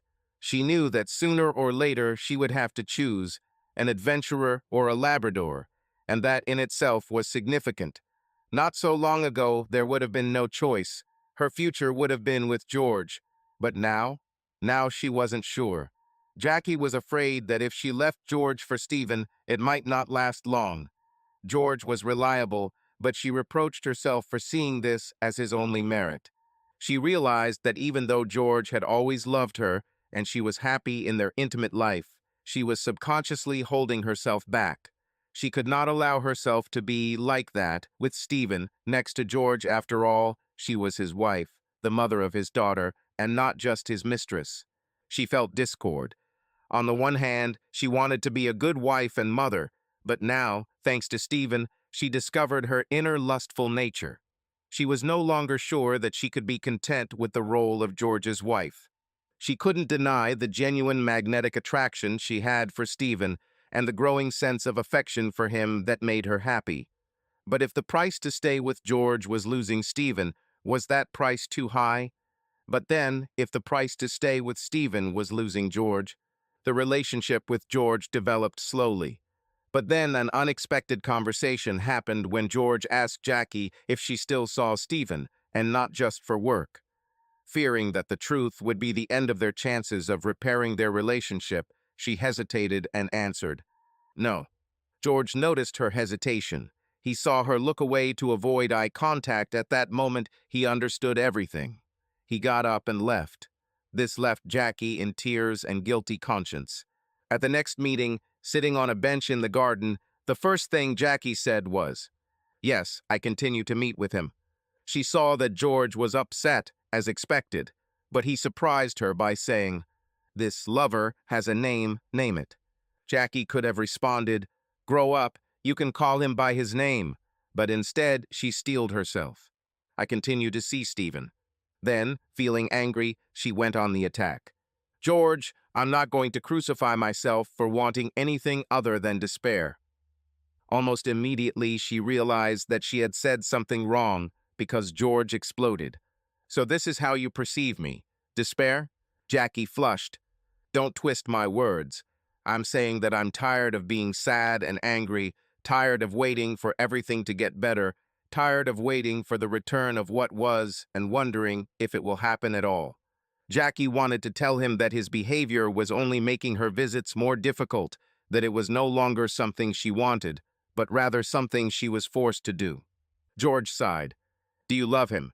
Jackie replied sharply. "He has a name, name it." George didn't like it. He felt like she was making fun of him. He barked. "Do you love Stephen McCabe?" "What kind of question is this?" "The one I want an answer to." Jackie sighed. "Don't be funny." This sounded unconvincing to George. He sensed her uncertainty and watched with a sarcastic grin as she continued. "Okay, yes, I love you. Are you satisfied?" She immediately regretted her harsh words and, before he could answer, added, "But not the way I love you." Jackie knew it wasn't true. She knew George could see right through her. Trying to soften the lie and make it more believable, she said, "But do I have feelings for him?" "Yes." She lowered her eyes, hoping that her fake confession had worked. But George snorted again. "Do you have feelings for this lover?" Jackie felt like she could go on the offensive again. "George, please, let's be adults." George wanted to act childish. He was the one who was deceived, who was betrayed. But she was right. He calmed down. "Fine. Do you have feelings for him?" Jackie took a deep breath. "Yes, sure. Do you think I would sleep with someone I don't feel anything for? I'm not a woman of easy virtue." "Well, you act like her." Her first reaction, if she could go back, would be her last. But she couldn't help herself. "Fuck you." The slap that accompanied the words sounded loudly, like the sound of a bell. George shuddered. He would never hit back. "I don't know you anymore. You have changed. I would never have thought that you were capable of treason." They sat in silence. 5 minutes later, he looked at her. "Are you going to leave me?" Jackie didn't expect such a question. Her usual answer would be a resounding no.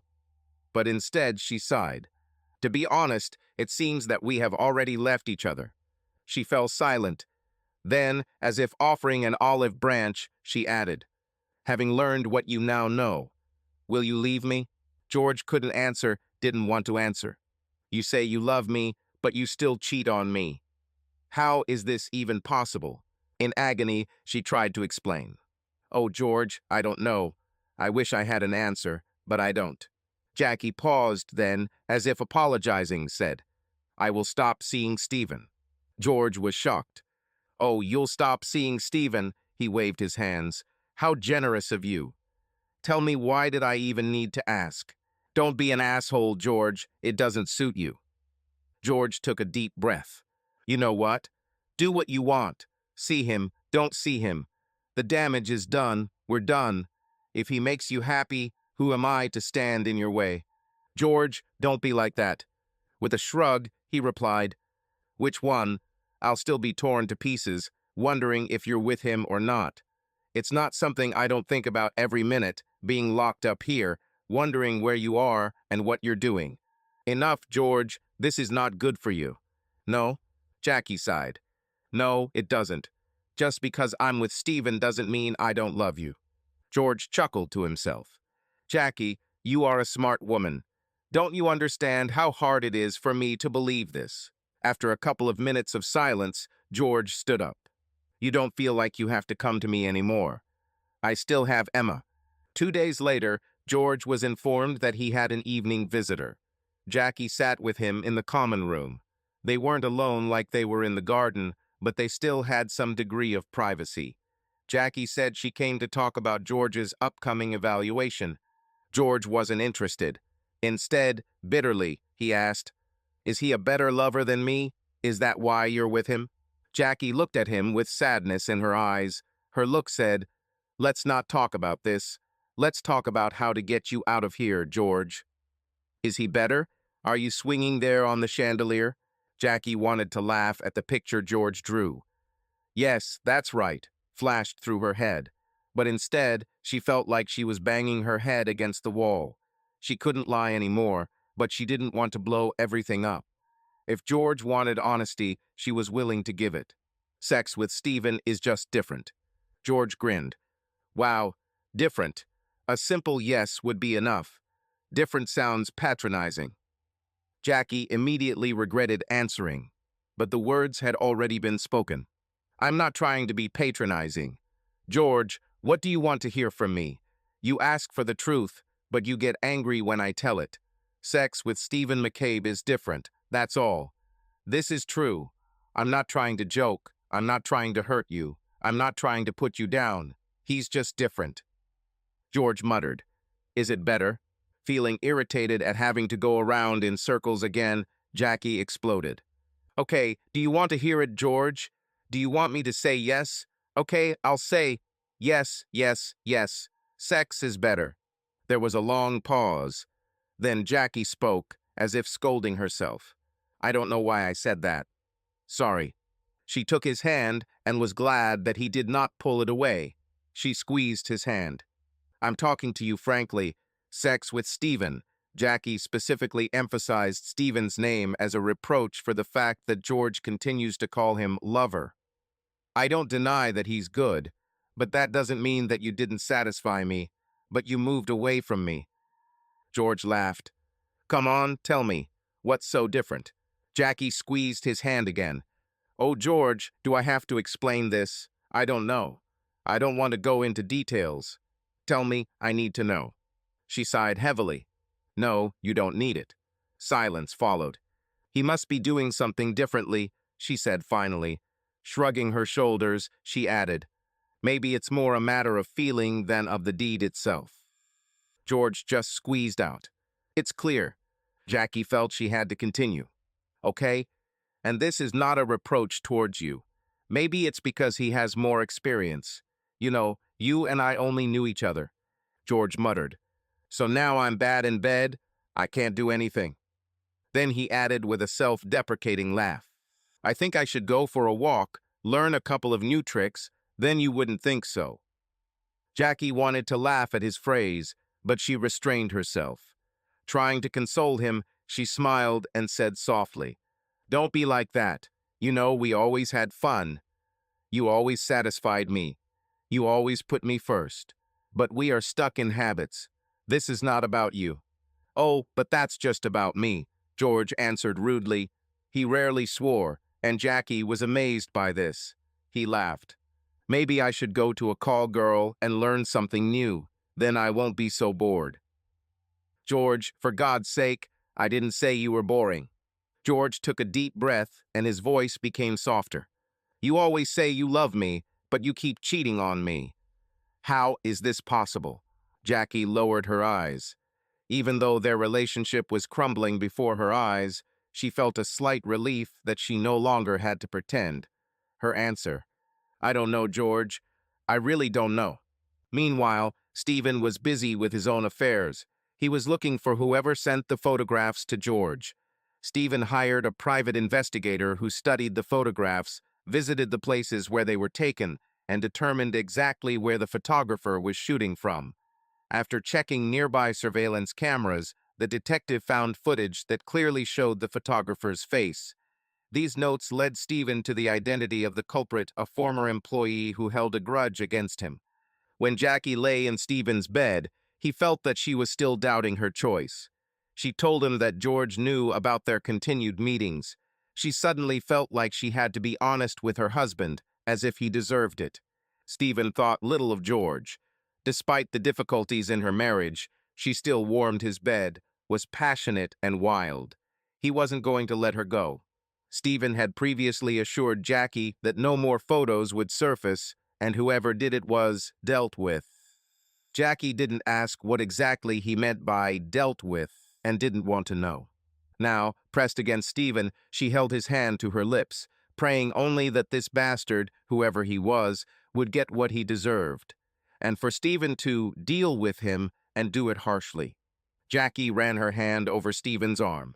It's wrong of me, but with George in that place, I like that I can stay at your place at night, that we can wake up together, that I don't have to worry and run back. I love that we can go out to dinner, meet your friends, and that I don't have to leave early. She laughed quietly and whispered, "You know, I even started to enjoy it when he slept in the guest room and I could take off my sexy lingerie."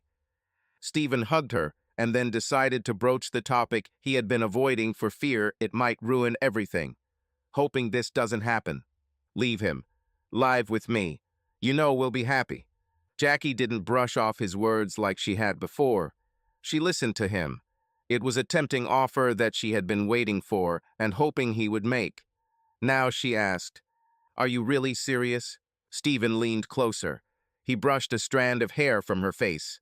"All you have to do is say yes. You know that I love you. Do you love me?" He kissed her. "How can I say this so that you believe?" "Yes, damn it, I love you." Jackie didn't hesitate to kiss him back. "Stephen McCabe, I love you too, I always have, from our very first dance, but I didn't admit it to myself, I was scared." She smiled as he bit her neck and then laughed with joy. "Yes, yes, yes, yes, I will do it, I will do it." Jackie felt dizzy, as if a huge weight had been lifted from her shoulders. Stephen put his arm around her and turned her over. She squealed with laughter as he tickled her, and he laughed himself as she held him close, hugging him tightly. Jackie looked him in the eye. "I love you, I love you, I love you." They rubbed noses. But amid this joy, she felt a slight anxiety. Jackie knew what would happen next, knew who would be left with a broken heart. But she knew she had to do it, and she knew it might not be the most pleasant thing. The next morning, as filtered sunlight filtered through the curtains, bathing the bedroom in a warm glow, Jackie stretched under the rumpled sheets. The night before they had dinner with Stephen's friends. Later, back at the apartment, they made love late into the night before falling asleep. When she woke up, he woke up too. They kissed. The morning breath seemed appropriate. They hugged and kissed. Stephen wanted to make love again, but she pushed him away, laughing that he was tireless. They took a shower together. They hardly spoke. There was no need for that. At the mirror, Jackie laughed as Stephen pulled out an unopened toothbrush from the wall cabinet. She noticed that there were several of them. Jackie grinned as she held up a new brush. "Are these echoes of your days? Always be prepared." "Yes, well, those days are behind us." Jackie's eyes sparkled. He looked at her, and she gave him a look as if she didn't believe him. "What?" He was indignant. "That's true." She bit her lower lip. "Have you ever had sex with multiple partners?" Stephen drawled. "Yes." Jackie perked up. "With two women?" He remained cautious. "Yes, several times." "Why?" "It must have been fun." Stephen hoped the conversation was moving in the direction he wanted. "Definitely. But it's better if both women are also interested in each other. You need to give the guys some rest." Jackie laughed. "Why are you asking?" She smiled. "Just wondering," she replied with a smile, then added mockingly, "Maybe you should keep a couple of spare toothbrushes." Stephen tried to grab her, but she slipped out of his arms and ran into the bedroom, squealing. At breakfast, Jackie felt her chest tighten. She understood the consequences of her decision for George. She told Stephen that she was going to meet with her lawyer on Monday to begin divorce proceedings, adding that she did not want to drag it out. She began to speak in a cold, distant tone. "It should be simple. Emma has already moved out. The house is in my name. He has a good pension. I don't need alimony." Jackie's tone warmed as she told Stephen that, given that George was trying to die, it would be better to tell him while he was still in the clinic. She will let him know when she goes to see him in the afternoon. Stephen looked at her. "You know, Jackie, you don't need to rush. I'm not going anywhere. Just do what's right for you at your pace." As they sat at the kitchen table listening to him, she twirled her wedding ring, an old habit that occurred when she was nervous. "I know, but I want to end this." Then, as if realizing what she was doing, she took off the gold ring and the diamond ring and carefully placed them on the table in front of her. She looked at Stephen. almost 30 years. He took her hand. "Hey, I'm close." To say that George took the news poorly would be an understatement. Jackie told him she was going to file for divorce or that she was leaving him for Stephen. She saw no way back for their relationship. Even though he knew how quickly love, thanks to betrayal, could turn into hatred, it was still unexpected. But what angered him most was that she managed to get ahead of him. He himself wanted to tell her that it was all over. He wanted Jackie to be broken when he himself would have filed for divorce. A week later, Jackie, Emma, and George's lawyer learned with George that he was ready to be discharged. "We must pay tribute to Jackie. Despite the divorce, she did everything possible to help his discharge. But there was one condition. He had to live somewhere under someone's care, in a place where he could be closely watched. He suggested, given their divorce, that they move in with their daughter, but upon learning that there was a small child living there, this was considered unsatisfactory. The only other option was their shared home. George was not eager to live under the guardianship of his future ex-wife. He told the doctor he didn't feel comfortable with it. The doctor was frank. Unless he said his life would be in danger, this was his only option, at least for the first few weeks. The downside of George returning home was that it reduced the opportunities for Jackie and Stephen to meet. Now she could no longer spend the night at Stephen's, considering it unreasonable, and return to carving out daytime dates whenever possible. If they were dating, she had to get home on time. George assured Jackie that their living together was only a temporary measure until the doctors decided that he could live on his own. Jackie felt it was unwise to expose her ongoing relationship with Stephen. Another thing that set George off was that his gun had been taken. Jackie explained that it was a court order and had nothing to do with her. He asked where it was now, whether it had been destroyed. He couldn't believe his ears when Jackie said the police had given Stephen permission to keep the gun until the ban on George's license was lifted. Jackie looked sternly at her husband. "What should I have done? I thought I was doing you a favor." After several meetings with the court-appointed therapist, it was decided that George could be completely released from court supervision, and Jackie's temporary power of attorney was revoked. George now had access to his finances and was able to move into a small apartment. Jackie made it clear that the house remained his home, that he should have a key and access to his workshop. But then she added caustically that he should call before coming to make sure that she is not alone. Then the hostility began. When Jackie served George with divorce papers, she did so in agreement with the clinic. Fortunately, when doctors saw George accepting the situation and coping, it helped them decide that he was no longer a threat to himself or others. Jackie thought her terms were reasonable. She would keep everything that belonged to her, and he would keep everything that belonged to him, namely his pension, savings, and tools. She laid claim to the house. She didn't ask for alimony or a share of his retirement account. Her business was not mentioned. George immediately instructed his lawyer to challenge the division of property. He wanted a fair share of Jackie's business, claiming that he loaned her the money to set it up and subsidized her in the early years until the business became profitable enough for her to pay herself an adequate salary. He provided evidence from old bank statements. Moreover, he took care of their daughter while his wife concentrated on business while also taking care of her own work. He also stated that the house should be divided equally because he was contributing to the mortgage payments, even though the deed to the house was in Jackie's name. He also had old bank statements to back it up. Since her pension was probably larger than his, he wanted the court to give him a share. In addition, he wanted a share of all of Jackie's investments accumulated over the years of marriage. When Jackie learned of her husband's demands, she was furious. The first thing she did was call him every dirty word she knew. She then stated that he was no longer welcome in the house and obtained a restraining order requiring him to stay at least 100 meters away from her and her home. She also threatened to claim the Camaro as marital property, saying she would take it apart and sell it or even scrap it. This angered George because Jackie knew what the car meant to him. As for the weapon, she planned to hand it over to the police, where it would most likely be destroyed. The months following Jackie's filing for divorce revealed just how much her betrayal had damaged her relationship with George. Emma finds herself at the center of this conflict. Her parents, whom she loved, were now fighting constantly, trying to deliberately hurt each other, and she just wanted to scream for them to stop. Suddenly, George heard a knock on the door. When he opened it, a man and a woman in business suits stood in front of him and presented their badges. FBI. Mr. Rogers, we'd like to ask you a few questions.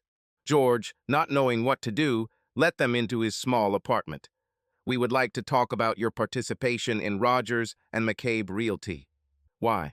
If you do not wish to cooperate, you may contact your attorney to arrange a meeting at our office or at your attorney's office. George was scared. I don't refuse to cooperate, but I would be more comfortable if a lawyer were present. No offense, but people hear horror stories about the FBI. The female agent smiled. Yes, bad press sometimes plays against us. Here is my business card. Have your lawyer contact me, but it's best to do so as soon as possible. George wanted to call Jackie and ask what was going on, but they didn't talk, and she didn't answer the phone. Damn, damn, damn. 2 days later, George sat in a conference room with his lawyer and a newly hired criminal lawyer. The FBI, alerting him that he was under investigation, began asking questions about his involvement and knowledge of Rogers and McCabe Realty. George had no idea what they wanted, but explained that he was divorcing his wife and claiming a share of her business as part of the divorce proceedings in the hope that she would offer him monetary compensation. He said that in the early days of her business, before it became Rogers and McCabe, he helped her financially and in other ways and felt entitled to do so. Do you take part in the daily work of the company? No. Do you know anything about transactions related to your wife or her business? No. Jackie only said that the business began to grow after she entered into a partnership with McCabe. He, she claimed, had connections abroad, and they attracted real estate investors in the United States. Do you know any clients of Rogers and McCabe Realty? No. Thank you, that's all. We remind you that you should not discuss this conversation with anyone, not even your wife. This is a criminal investigation, and we strongly encourage you to maintain confidentiality. George felt uneasy. He wanted to ask Jackie what was going on, but his lawyers advised against it. And 2 weeks later, he received a call from his criminal lawyer. Mr. Rogers, your wife was arrested on charges of money laundering. If journalists contact you for comment, simply respond, no comment. The FBI said they do not believe you were involved, but if any further questions arise, be sure to request my presence. It turned out that Stephen McCabe acted as an intermediary for foreign criminal groups, mainly from Japan. They used it to launder their criminal proceeds through real estate investments in the United States. Then the property was sold, taxes were paid in the United States, and the money became clean. Jackie was involved in this by identifying suitable properties for quick resale. Unfortunately for George, the divorce was put on hold and he was unable to gain access to the house. Luckily, their finances were separate, so Jackie's accounts were not frozen. Jackie, who was facing up to 15 years in prison, decided to cooperate. She provided information that allowed Japanese authorities to uncover several Yakuza businesses. But this put her life in danger. George asked if their daughter, granddaughter, and himself were safe. He was assured that he and his family were not in danger. The Yakuza, despite its reputation, avoided mass murder. Intimidation was good, for example, but bad for business. However, for Jackie it was different. After serving 18 months, she was placed in the Witness Protection Program. McCabe failed to cooperate in time and received 20 years with the possibility of parole after 15. The divorce was finalized behind closed doors without Jackie present. Rogers and McCabe Realty was liquidated, and its assets were confiscated, along with numerous other assets of Jackie's that George was previously unaware of. However, funds and investments made prior to her association with McCabe were divided equally. Half of Jackie was confiscated by the government as part of partial reparations. The house, after much dispute, was transferred to George, as were the rest of the joint assets acquired before the start of the relationship with McCabe. Now George has become a very wealthy man. It turned out that Jackie had amassed considerable fortune over the years. Gradually, George began to suspect that Jackie had her own plans that did not include him when she retired. But now it didn't matter anymore. He never spoke to Jackie again. He had 1,000 questions he wanted to ask, but couldn't. He didn't know where she was or what was wrong with her, and he didn't want to know. When everything finally worked out, George helped Emma and his granddaughter, and then did what he had always dreamed of. He got into his Camaro and headed down Old Highway 66. He'd decide what would happen next later. A year later, his lawyer revealed that Stephen McCabe had died in prison in an industrial washing machine accident. Ironically, when George turned on the radio in his Camaro, the dead or alive song, "You Spin Me Round Like a Record," was playing. All he could do was smile. Subscribe to our channel so that your love doesn't cheat on you, and go ahead and listen to the next story, because this story is nothing compared to the next one. If you're under 18, don't even think click to the next one.